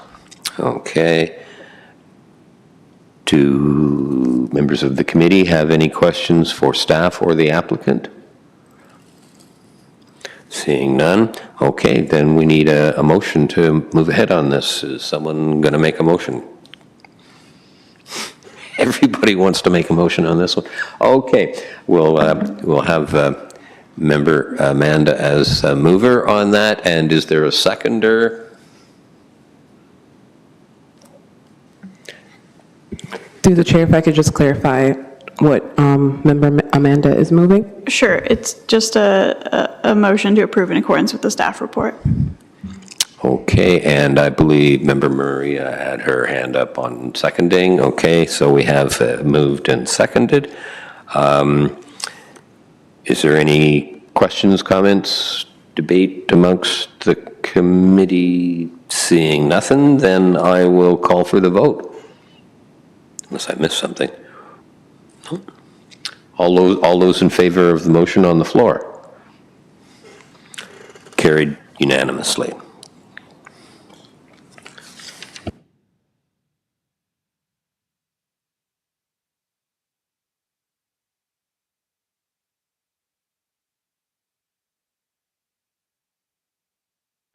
Okay, if I'm correct, the next application, we just did West Oak Trail, right?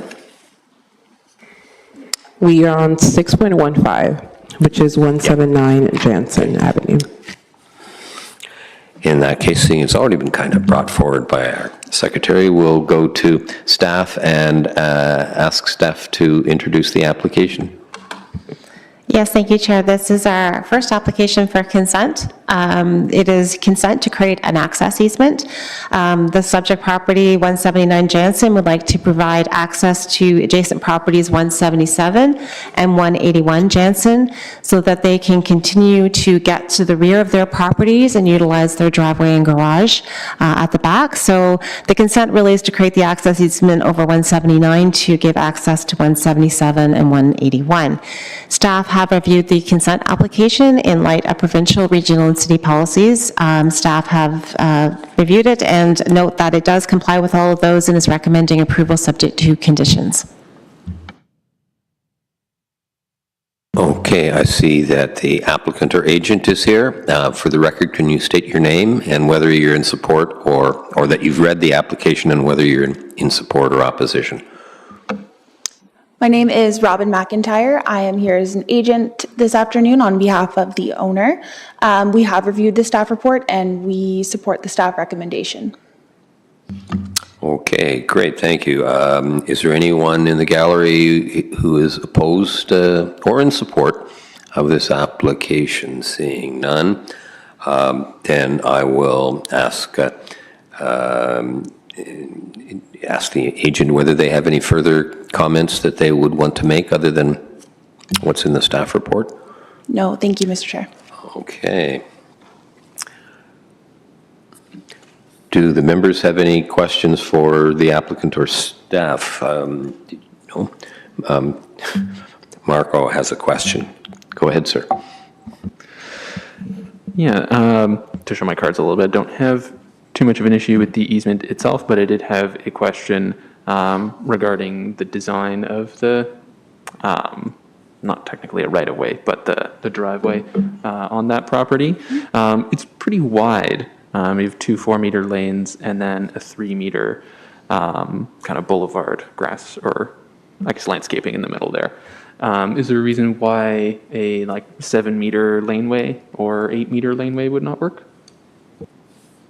Through the chair, I don't have a specific detail as to why those those widths were chosen. Given the orientation of the site, it is kind of a strange driveway access point, so we did want to some extent, keep as much landscaping as possible, so it wasn't just purely asphalt view from the road. So having that 3-meter buffer along the middle helps to break that up. Otherwise, I'm not entirely sure of the specificity of the 4-meter wide lanes. Thank you. Any further questions for staff or the applicant? Seeing none, then I guess we need someone to make a motion. Marco again is making the motion. That's good. Glad to see you're on top of this. I will move the staff recommendation to approve, subject to conditions. Okay, can we have a seconder? Okay, we have Member Maria is seconding that. Is there any debate on the motion? Seeing none, I guess I'll call for the vote. All those in favor of the motion? Carried unanimously. Good work getting there.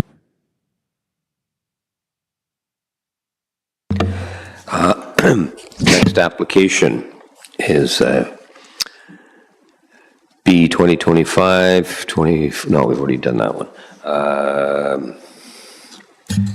B 2025-010, 57 and 59 Iron Gate Street. I see the applicant is here. I will ask staff to introduce this application. Yes, thank you, Chair. A consent application for 57 and 59 Iron Gate Street. It is a semi-detached dwelling. Upon the sale of one half of the semi-detached dwelling, it was determined or identified that the properties have merged in title.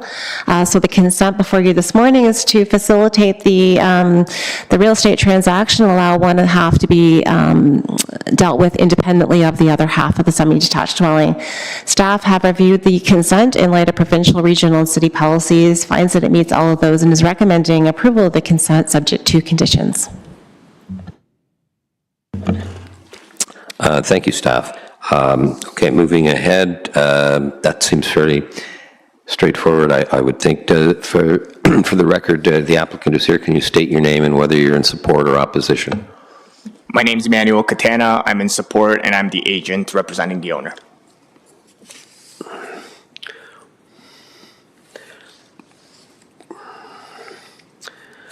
Is there anyone opposed to this application? Seeing none, moving ahead. Does the applicant or agent have any further information that they want to contribute to this? None at the moment. Okay. Do any members have questions or comments? Member Gambetti has a question. Yeah, just a quick question for staff. I heard you mention 2 conditions. I see 4. Is it just the 4 are proposed? Yes, if I said 2, I meant 4. There are 4 conditions, yes. Okay, thank you.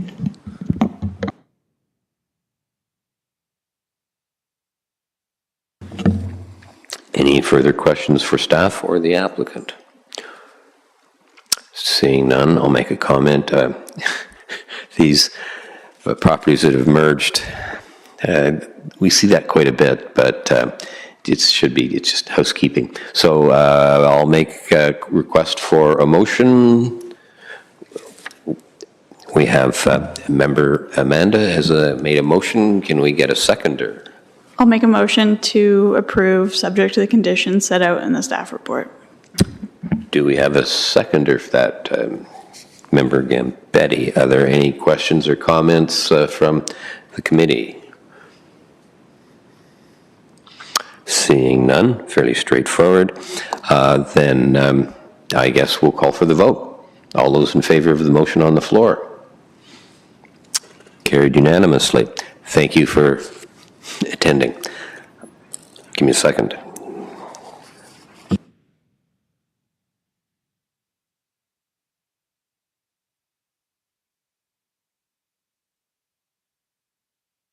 Okay, I believe the next application is 2025-011, 400 Westwood Drive. I think I see someone coming forward. Okay, I'll invite staff to introduce this application. Yes, thank you, Chair. This is an application for consent to facilitate a lot addition from 400 Westwood to the abutting property address of 787 Glasgow Street. In January of this year, City Council approved a zoning bylaw amendment application for 400 Westwood to facilitate the development of 5 street townhouse dwellings along Westwood. The applicant, in advance of doing those 5 street townhouse dwellings, would like to convey the back half of the property to 787 Glasgow Street. Staff have reviewed the application for consent in light of provincial, regional, and city policies and finds that it meets all of those and is recommending approval subject to conditions.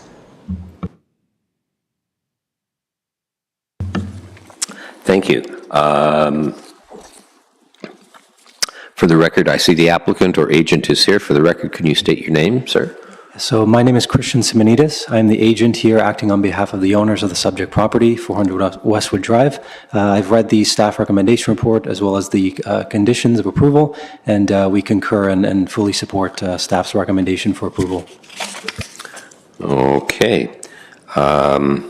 Nobody in opposition. Do any of our members have questions for the applicant or staff? Marco. Yeah, I'm just curious if there are any development intentions with the receiving property? So through the chair, yeah, that's a great question. So that portion of the 400 Westwood to be conveyed as a lot addition to 787 Glasgow Street, as noted by city staff, the zoning bylaw that was zoning bylaw amendment rather that was approved in January 20th of this year actually has a site specific on it that no development, no buildings or structures are permitted on that rear portion to be conveyed. So there is no development proposed on that lot addition. Thank you. Any further questions for the applicant or staff? Seeing none, does someone want to make a motion? Okay, we have member Maria is making a motion. Can you state the motion? Yes, I put a motion forth to approve this application as per the staff recommendation. Okay, is there a seconded? Member Gambetti is seconded. Is there any debate on this? Not seeing any, I will call the vote for the motion that's on the floor. All those in favor? Carried unanimously. Thank you very much.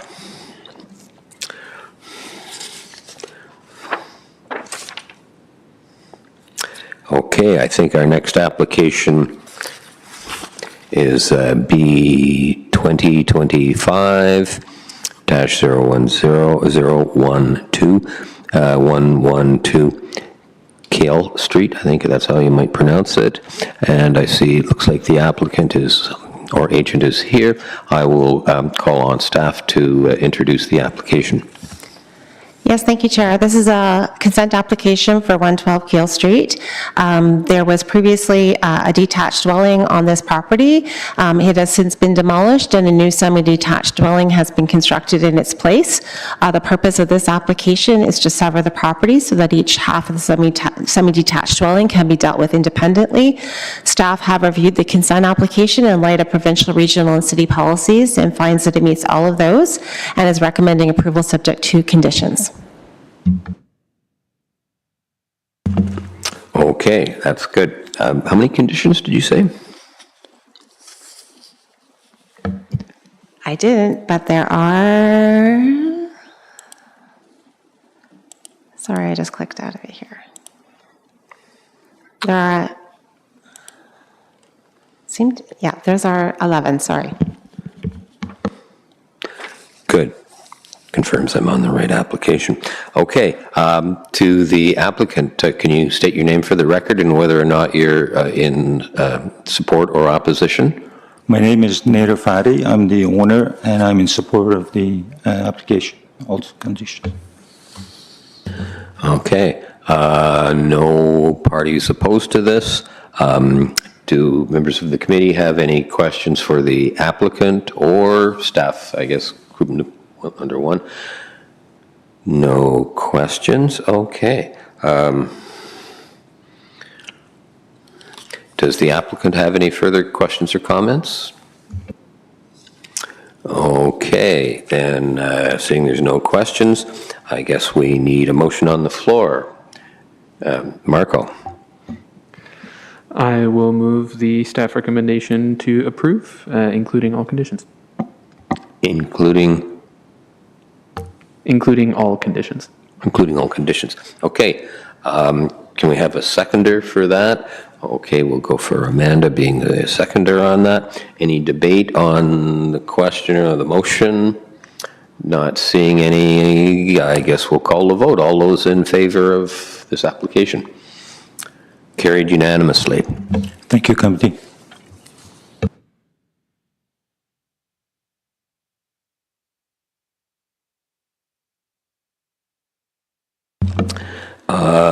Next application, if I'm correct, is B 2025-013, and there are some minor variances with that as well. A 2025-042, 1100 Union Street. I see the applicant appears to be here, so I'll call upon staff to introduce this application. Yes, thank you, Chair. There are two applications before you. One is a minor variance application and one is a consent application. The applications were originally submitted in January of this year. The application for variance was originally for reduced rear yard of 5 meters and a reduced lot area. Upon review of the application, staff noted that the lot would not have frontage on a public street, and we had serious concerns with the reduction in lot area, as well as without frontage on a street. There was back and forth with the applicant. They have since amended the application to remove the lot area variance, so we're just considering two variances, one for a new lot without frontage and a rear yard setback of 5 meters. So staff have gone through the 4 tests of variance, have challenges, concerns with the variances meeting the 4 tests, particularly the not having frontage on a public street. The intent of the bylaw is a big test for planning staff in terms of why we create lots with frontage on a public street. And there are a number of items noted in the staff report.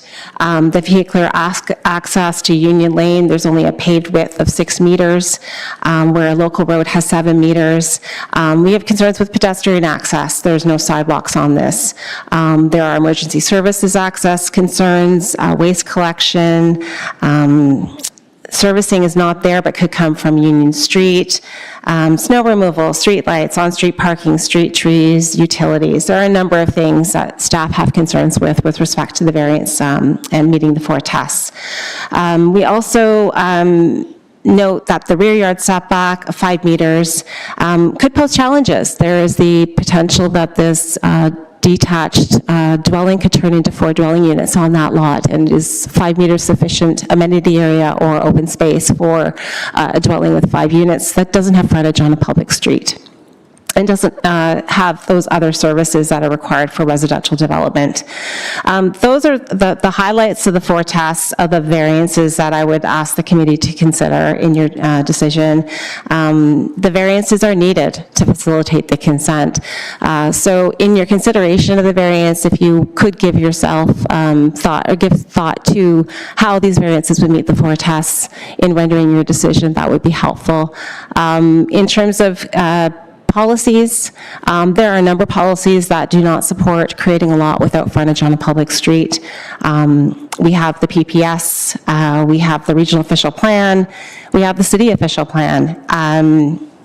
Lots will have frontage on a public street. Municipal water services are available. Sanitary services are available.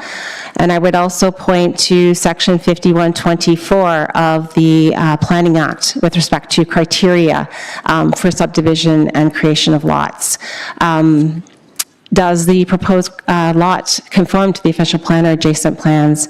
The suitability of the lot for the purposes which is proposed to be subdivided. Is it suitable to have a dwelling on it with no frontage on a street and the potential of 4 dwelling units? The number, width, location, proposed grades and elevations of highways and the adequacy of highways is another criteria in Section 5124. The dimensions and shapes of the proposed lots.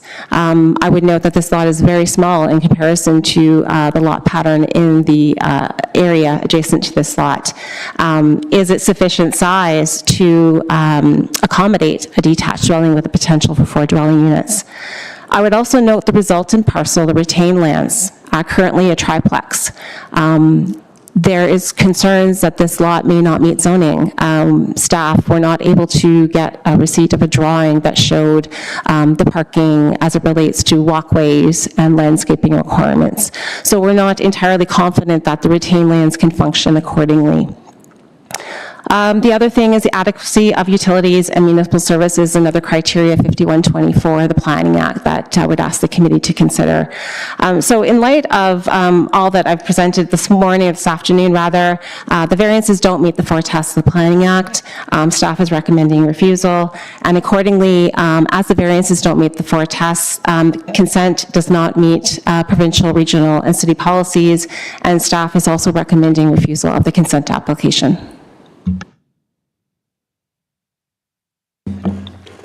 Okay, that was a long one. So just to clarify, you're refusing both the variance and the consent? That is correct. Okay. To the applicant, have you read the staff report, and are you in support or opposition to the staff report? Good afternoon. My name is Craig Dumart. I am the agent here on behalf of the property owner. We have read the staff report, and we are not in agreement with the recommendation. And I'm here to speak to some points on the application today. Okay, so you're opposed to the refusal? That is correct. Okay. Is there anyone opposed to it? Seeing no one, moving ahead. Do we have any questions for the applicant or staff in this application? No surprise. Thank you, Marco. Yeah, so for everyone's benefit, staff have included an attachment in case the committee decides to approve the variances and the consent. They have a number of conditions if we decide to go that route. The main concern seems to be access and servicing. I guess a question I will ask the applicant, if we do approve the variances and the consent, one of the conditions would be that you provide services for the site. My understanding is that you'd either have to dig up the site or potentially the laneway, which Sounds pretty expensive. Yep. So in advance of submitting this application, we reached out to all common agencies, including emergency services, transportation staff, operations staff, and the key one being engineering services. All those divisions, common agencies, had no concerns and full support of this application, which is reflected in the staff report. Specifically, engineering staff were in favor of this application and supported extending services down Union Lane. So if I may, just a few minutes of your time, just give some context on this property. Union Lane is a public street within the city of Kitchener. It's part of the overall street network in Kitchener as an accessible public use. And you can find addresses on Union Lane like any other public street in the city of Kitchener. So Union Lane is currently a 30 feet wide or a 9.15 meter two-lane year-round maintained street that provides both vehicular and pedestrian access to multiple existing homes, including a multiple dwelling at 20 Union Lane, which contains 30 dwelling units, as well as single detached buildings at 198 Oxford, 1090 Union Street, and 1100 Union Street.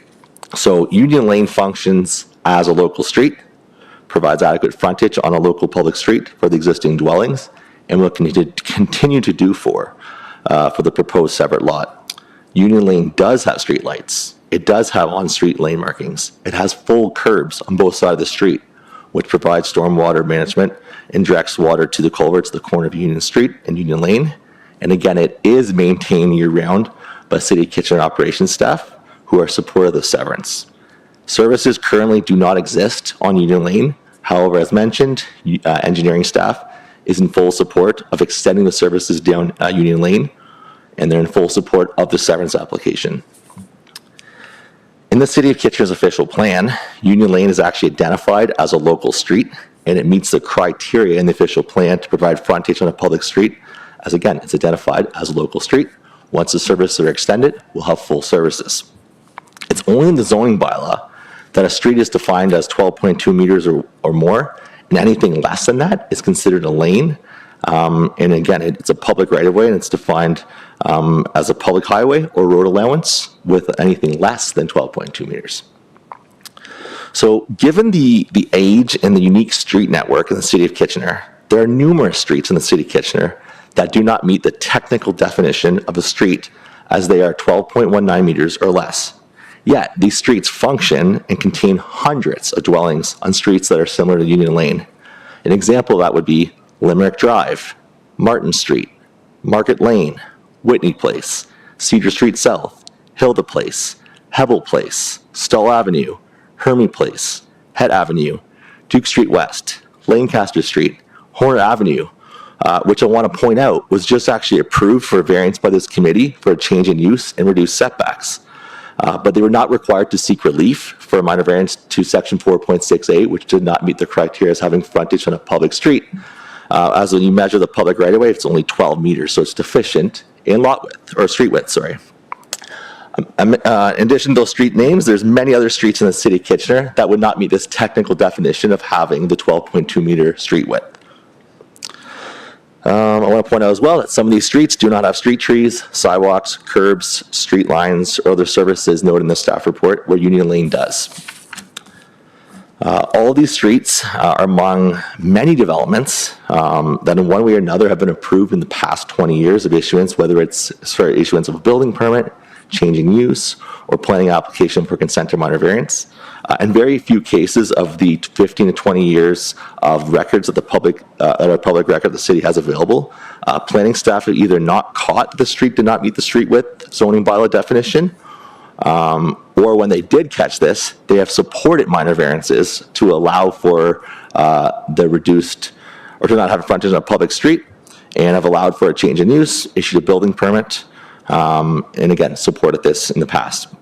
There's also been precedents where the city and this very committee has allowed minor variances and consent applications on properties that did not have frontage on any public street or public road allowance. An example of that being Carisbrook Road, which was a private road. Another example of that just this past month and at previous committee meetings was to allow for development application on Palace Street. Palace Street is a private street in the City of Kitchener. It went through a development process, however, it is not a vacant land condo, it is not a common element condo, it is a private street. So yes, we are acknowledging that Union Lane does not meet the zoning bylaw definition. However, as mentioned, it has existing streetlights. It has curbs. It has on-street markings and services that will be extended to meet the criteria for the creation of a lot on a public street. I'd also like to point out that the actual width of the road is 7.1, 8.1 meters. On my way in this morning, I took time to go down Union Lane, and I measured the road width. The 6.1 meters is between the line markings, which also exceeds the emergency services requirement for access. But the actual asphalt pavement varies from 7.1 meters to 8.1 meters. In conclusion, there's an opportunity here to allow for a gentle intensification with the creation of a new lot. We talked to neighboring properties who are in full support. Some are here today to speak to that. And overall, this is an appropriate development application for the subject lands in the neighborhood. It's supported by the Region of Waterloo. It's supported by transportation staff. It's supported by engineering staff, operations staff, and there's been no concerns by emergency services. Thank you. Okay, another head scratcher. Are there any members here who are in support or opposition? If you're in support, can you come sit over here? If you're in opposition, come. Oh, okay.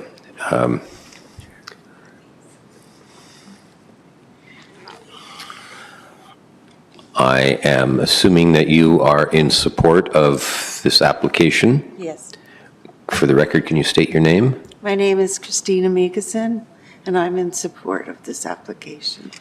Okay. Do members of the committee have any questions or comments for the applicant or his support? Seeing Marco has a question or a comment. Yeah, for city staff, I believe for the 12 meter, the 12.1 meter requirement, I believe that refers to the entire right of way, not just the curb to curb pavement. And then another comment, the street that I live on in St. Catharines is, according to Google Earth, about 7.5 meters, which is pretty comparable. That's curb to curb, pretty comparable to this laneway.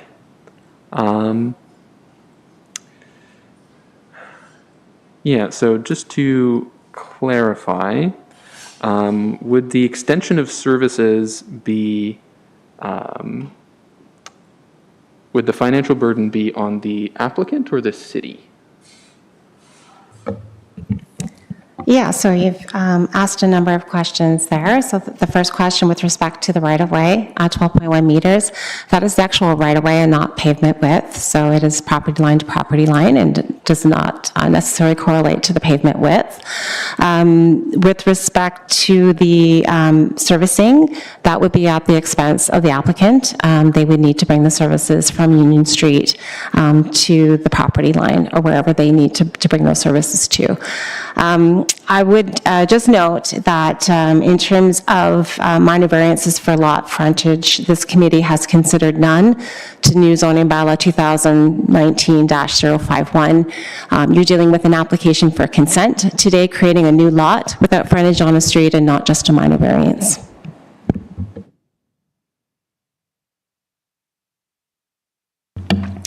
Okay, anyone on the committee have further questions? Okay, Amanda, you have a question. Sure, just a question for staff. So just confirming sort of what the applicant laid out, that this road is legally an open road and used as sort of a primary access point for a number of properties. It's just hard to tell based on the diagrams that we were provided. This is a open road in terms of use for public vehicles and such in terms of its definition of a street, and the zoning bylaw does not meet that. That's not to say that it doesn't provide access to properties. The property at the end of Union Lane is accessed by Union Lane. Its legal frontage is actually Lancaster Street. Okay. Has the city at any point considered potentially closing this lane or, just having it as a closed roadway, or severing it off to adjacent owners, or does it, like, it has to be open right now because it serves a function? It's like primary access, like will landlocked parcels or something like that? Yeah, right now it is serving access to the property at the end of the lane. So there has not been any formal discussions about closing this portion of roadway. I don't know, Dave, if you've had any discussions, transportation planning wise? Through the chair, no, we haven't had any discussions to close this roadway. Okay, and I guess my other question was related to, you'd mentioned concerns about the retained parcel not being compliant. Are these addressed through the conditions that are proposed if we were to allow the severance to go ahead? They were asked of the applicant at the time of application to ensure that we had all the necessary information to review the application. Begrudgingly, we have put them as conditions of the consent because we need to ensure that that lot meets zoning if you create the lot. So I would suggest actual deferral of the application if we want to ensure that the retained lot meets zoning. The driveway as it exists right now actually encroaches onto the severed parcel, so there would need to be modifications made to that driveway. We want to see the sidewalks in relation to the accesses to the building. We want to ensure the landscape requirements are met. We want to also ensure the sufficient amenity area for that triplex use. So you're taking away the whole rear yard amenity area of that use, creating a new dwelling unit that also has a deficient rear yard and lack of amenity space and has the potential for 4 dwelling units. Thank you. I think I saw the applicant's mic light up. You might want to respond to that. Yeah, I can speak to that. So yeah, there was a zoning occupancy submitted for the existing 3-unit building that's there. Zoning bylaw requires 2 parking spaces.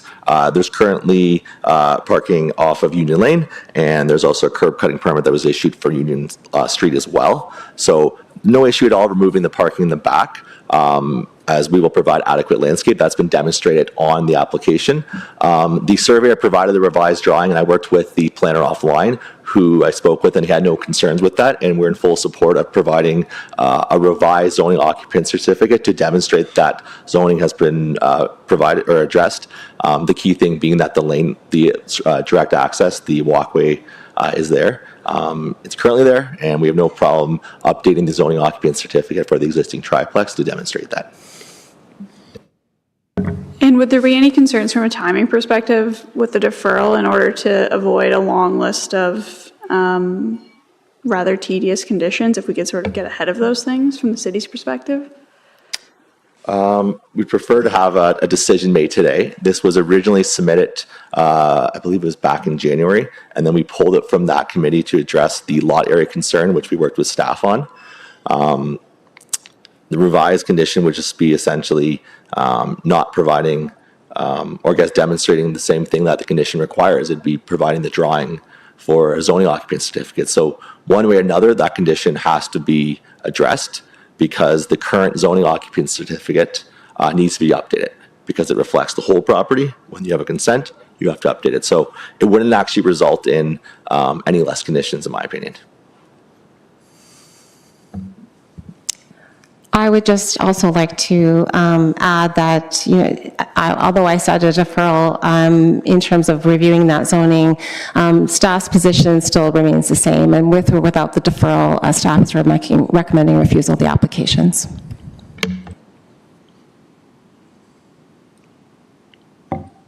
Yeah, Marco, you have a question? Yeah, I have a question for the applicant. What does severing the lot, what can you do with 2 separate lots, severing the lot, that you can't do with an ADU? Because frontage on a street, that would be resolved if it was an ADU, so I'm just curious. So in terms, it's a really good question, because in terms of impact to the overall property, an ADU would be permitted on the subject lands now. It would allow for a freestanding 80 square meter building. However, what it would allow is that building could actually be 1.2 meters to the rear yard. We're proposing 5. So it'd be the same built form, same built area and everything. Only the difference between the two is that you'll have title on each property. So you'd be able to essentially leverage the 3-unit and to build a new single detached building on the severed, right? So a lot of it comes down to financing. It also allows for potential more units on the property. So, we're in a housing crisis here. The numbers and the objectives that the city has contributed or essentially pledged to meet, we're not meeting those numbers in terms of housing starts. This is a simple form of intensification. It's a gentle form of intensification. It's supported directly by neighbors next door. And once the services are extended, it'll be essentially in conformity with the zoning bylaw and the official plan. Thank you. Just a couple of things. So it sounds like you are in opposition to a deferral. You want a decision today, if possible. And where did my other question go? I think I lost it. Thank you. Are there any further questions for staff or the applicant? Okay, seeing there's none from the committee, I'll ask a quick question of staff. If this is refused and property is not severed, and then of course if it's not severed, we don't need any variances, could the applicant put in additional ADUs out in this property? There is the potential for 4 dwelling units on this property. So the existing triplex, you could put an addition on the existing dwelling and have 4 units in that building, or you could keep the 3 in the one building and have an additional dwelling unit detached or a detached ADU in the rear yard, as Member Marco has indicated. Staff, that was our initial direction to the applicant, was considering a detached ADU in the rear yard to have the 4 dwelling units on the subject property. That dwelling unit would have access and servicing through the main dwelling. It's problematic in terms of creating a lot this size with no frontage on a public street, and with the potential that this dwelling could have 4 dwelling units in itself, or a potential of 7 dwelling units in this little lot or 2 lots. So it is problematic from not just zoning bylaw perspective, but we're talking Planning Act, provincial policy, and regional and city policies. So staff's recommendation remains unchanged. It is refusal. Okay. Not to stage the... no, I'm not going to do that. You really consider that this Union Lane is not a public road, or doesn't meet the standards for a public road, and yet the applicant has given almost a full-page list of roads that are considered roads that don't meet the status either, and one of them is probably a road I'm on. I'll have to investigate that. Having lived adjacent to a road that doesn't meet requirements, it has no curbs, it has no streetlights. I can maybe in the modern world they're important, but historically not necessarily. And due to the fact that we are in a housing crisis, I think I'll just leave it at that. Those are my comments. I would think that anybody driving down Union Street might consider Union Lane an open road or an accessible roadway. So I'll leave that at that. Okay, Marco, you have a comment or a question? Fire away, my friend. I'm prepared to make a motion if there's no other questions. Any further questions of staff or the applicant? Seeing none, go ahead, Member Gambini. Gambetti. I will move, let me find it here, so that we can get to discussion, because I think there's a little bit to talk about here. I will move to approve the consent and the minor variances according to the attachment B and all the conditions that city staff have provided with regard to possible approval. Does that make sense? More or less, to me. We need a seconder. Seconded by member Amanda. So let's open the floor for debate. Who wants to go first?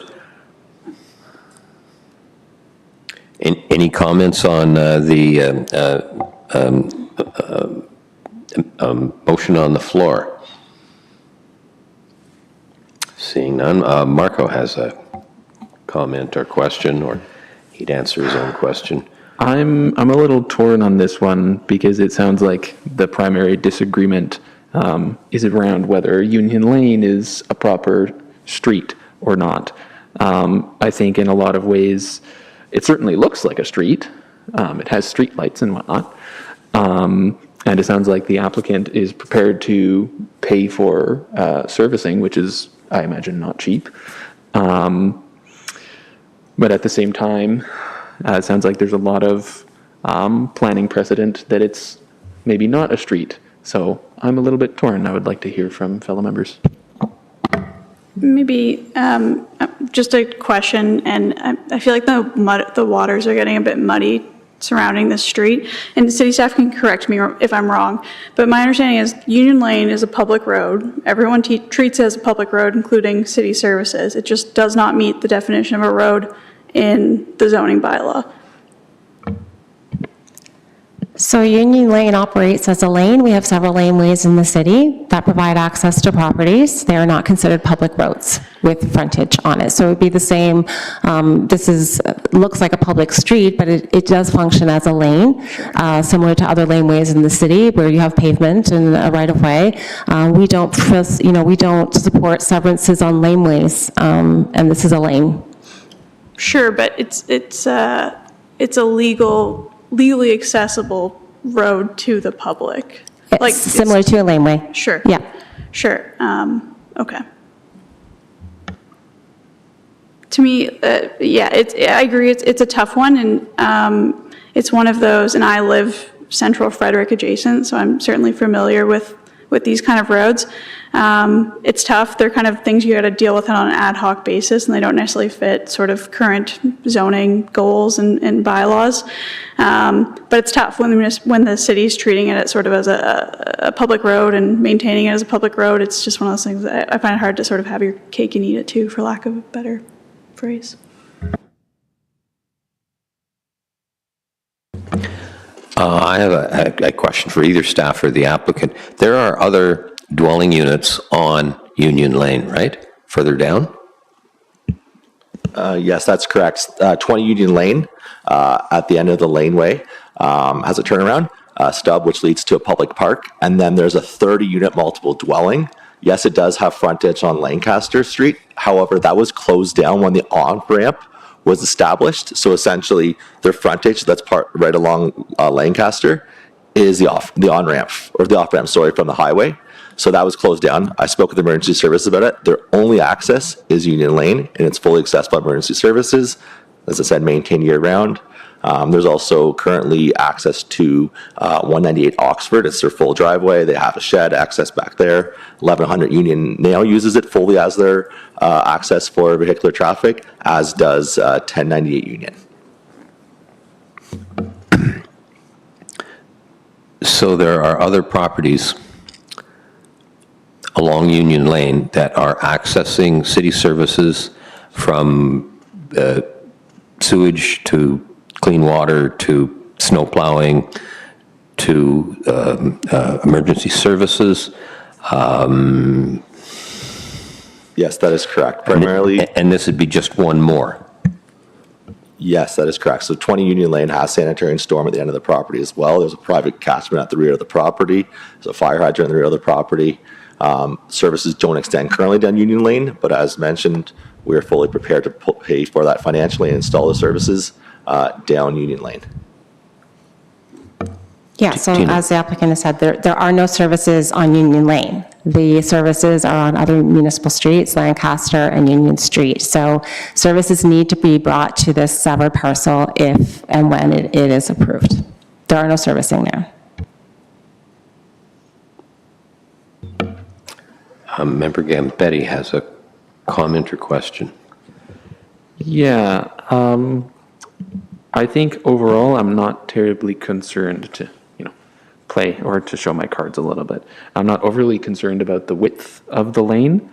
And if it sounds like emergency services have the space. I know that with site plans, you need at least 6 meters for fire trucks.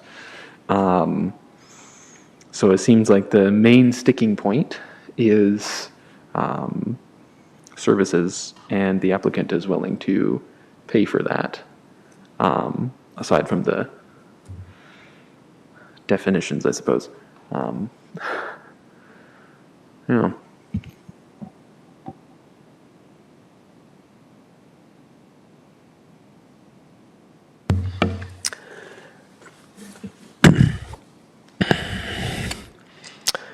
Again, another head scratcher. It'd be nice if there was more information from the planning department as to if this severance was to go ahead, what kind of variances would be needed for the severed lot to meet things like amenity space, and because other than that, here's another question, I guess. Of the other properties that are along Union Lane, do they have driveways coming out of them? I'm not able to answer that question off the top of my head. I wasn't the planner involved with the file. I would need to do some research as to, what I can tell you in terms of the property at the end of the street, yes, it does use Union Lane for vehicular access. I understand, though, that emergency services would also come from Lancaster, and there has been some discussions about removing those bollards from the Lancaster property so that they can access the property from Lancaster. It's really difficult. Union Lane is a difficult street. I would just ask that the committee consider the variances for not just the frontage on the public street. We're also dealing with a rear yard variance of 5 meters. Is that appropriate for the dwelling that's proposed for the lot? Is that enough amenity area for a dwelling that may have 4 dwelling units? So there's lots going on with this. I don't think it's one, not frontage on a public street. There's a number of things that you must consider this morning or this afternoon. And I also point to, Planning Act, provincial policy, regional policy, city policy, and the 4 tests of the variances that you must consider this as well. I strongly recommend that you consider Union Lane for what it is, and if we do need to have further discussions with emergency services, engineering, transportation, that they possibly may need to happen if you're considering approving this application. As you clearly said, this is not an easy one, and that's why, of course, we have highly skilled staff members, and at least some of our members of the board here on the Committee of Adjustment are highly qualified. It would be nice if there was more information. I asked about the other dwellings on Union Lane as to whether or not they have driveways, and I think the applicant has made a sign language comment that there were 4, I think you said? There's currently 6 driveway access on the Union Lane in addition to 20 Union Lane, which would make it 7. So for me, this really comes down to, would the severed lot be sustainable? And the question I have is that they could put 4 ADUs on that, and that kind of makes, and ADUs are by right, if I understand. We really, they might need some variances, but there's nothing in the planning or the in the Planning Act or in the official plan that says you can't have more than 2 ADUs on a property. So Yeah, so can I, in terms of the access to Union Lane is not the primary access for these dwelling units. There may be 6 accesses on Union Lane, but that's not the primary access for these properties. The properties front onto Oxford Street and Lancaster and Union Street. So while they may have driveway access, it's no similar to other laneways that operate in the city that provide a secondary access to properties. that's a good point. So the driveways on Union Lane for the other properties, that's an additional access point. They have main access from, that's an important consideration. Can I just provide some clarification? 1098's only access is actually Union Lane, as is 20 Union Lane. Their only access vehicular is from Union Lane.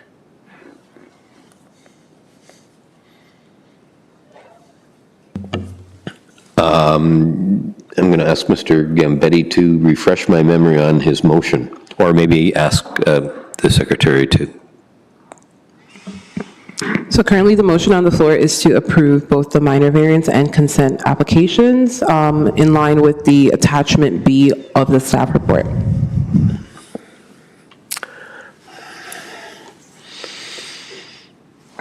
And through the chair, if I could also just, jump in here and offer some support that because there are 4 members in attendance today, if there is a tied vote on the motion will fail. So I just want to remind you of that prior to voting.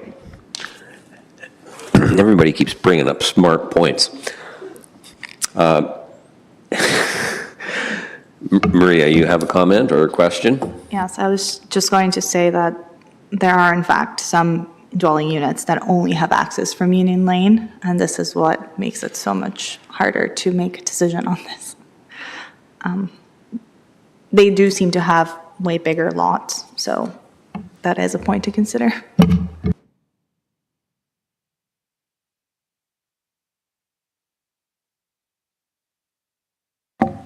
Marco. If I may, I'm actually just remembering now that at one point in the not too distant past, I spent a weekend in Toronto, I think probably in an Airbnb, and there was a laneway behind what were, I think, probably smaller properties. Now that in the back, it was an ADU rather than effectively a separate property with many units. But especially in older parts of many Canadian cities, there's a lot of laneways. I think Edmonton has a lot of laneways. Now, I don't know how much they use them as streets, but there's certainly development potential with laneways. Yeah.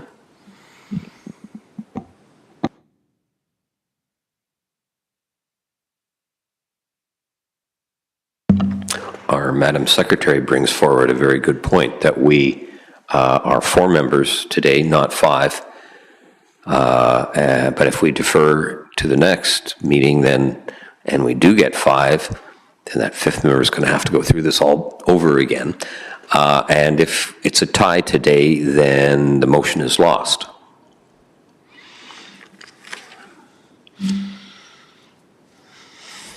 Wish I had the wisdom of Solomon. I suppose something for consideration.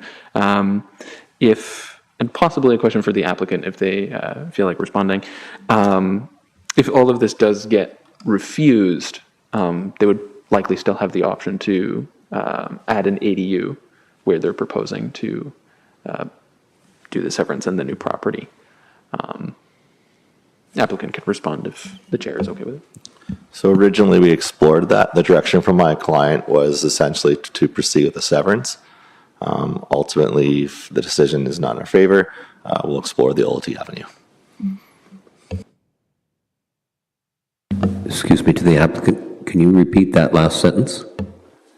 If refused, my client will explore the OLT avenue, which is the appeal to the Ontario Land Tribunal. So if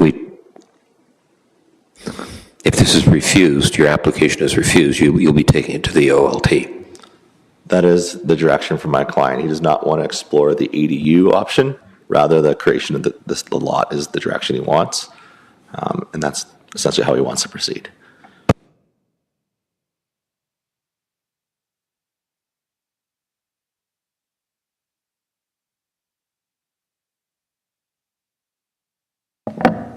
Are we ready to go ahead and vote? I think at this point, we've kind of exhausted all discussions. I'm just trying to figure out a plan, and I'm not to meet all, or not all, but some kind of compromise here, and I'm drawing a blank. It's a very, the severed lands would be very, very small, and if they were severed, then there are a whole lot more ADUs that could go in, and that would help, of course, on the population issue we have, but it would also create congestion. It's not an easy one. Do you have any further questions? Yeah, just one tiny thing for staff. If we do this severance, and maybe I need a little bit more clarity on the 5 meter, is that for the severed or the retained lands? I guess since, the severed lands would be quite small, I'm curious if they do want to build something on there, are they already getting permission for that, or would they have to come back for additional variances? So before you this morning, or this afternoon, we have a lot frontage without a lot without frontage on a public street. Sorry, it's been a long morning. And the other variance you have before you is also for the severed lot. It's for 5 meters rather than 7.5. The other, I guess, problem from staff's point of view is we have not demonstrated why 5 meters is required. We've seen no housing plans. We don't know what's proposed for the severed parcel. So we're reviewing a 5 meter request in the absence of, plans for the severed lot. Is it appropriate? Is 5 meters appropriate for that, any built form on that lot? With the potential for 4 dwelling units, we have to assume that there could be potential for 4 dwelling units. 5 meters may not be sufficient. It's a shallow lot, wide and shallow. I'll leave it at that.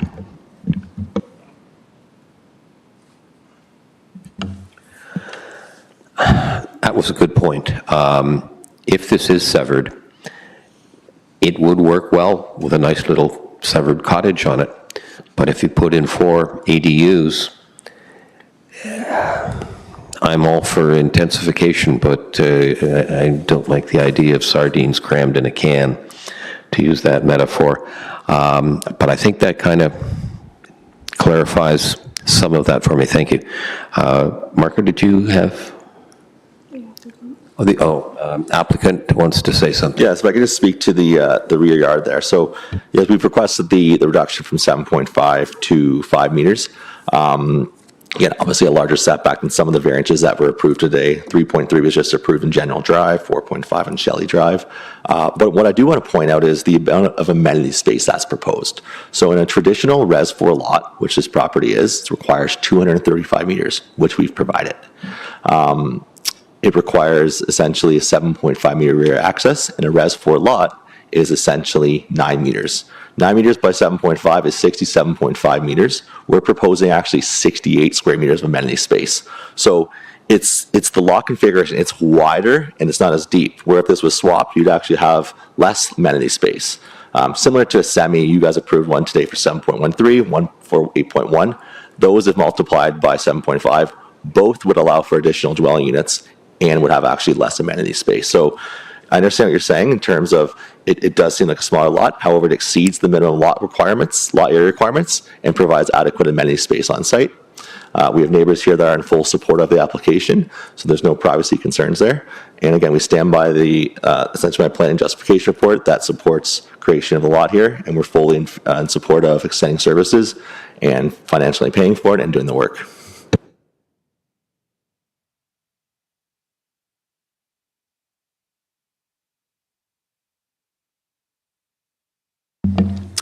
Okay, as chair, I think we've probably discussed this at great length. So unless there's any further comments, I'm going to call a vote. Madam Secretary, can you refresh us as to the wording of that motion, please? So the motion on the floor right now is to approve both the minor variance and consent applications in line with attachment B of the staff report. So that also has conditions attached to the approval. Okay, that clarifies it. We're going to approve the variances. Marco, you have one more? Yeah, it's on page 576.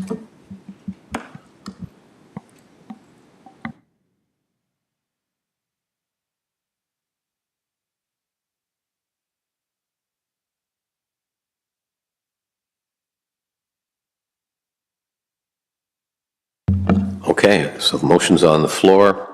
All those in favor of the motion as it stands? Well, that clarifies it right there. I don't even need, well, I'll vote opposed just to be different. So the motion to approve the variances has been approved by the committee 3-1. And so I guess that's it. I'm sure we'll see him back at some point on minor variances to put in 15 little, I see our staff planner cringing at my comment. Okay, so that's been passed. The next thing is it's time to go somewhere for lunch. All those in favor, or need a motion to adjourn? Okay, we have Member Mello approving to adjourn, seconded by Member Gambetti. All those in favor? That's it.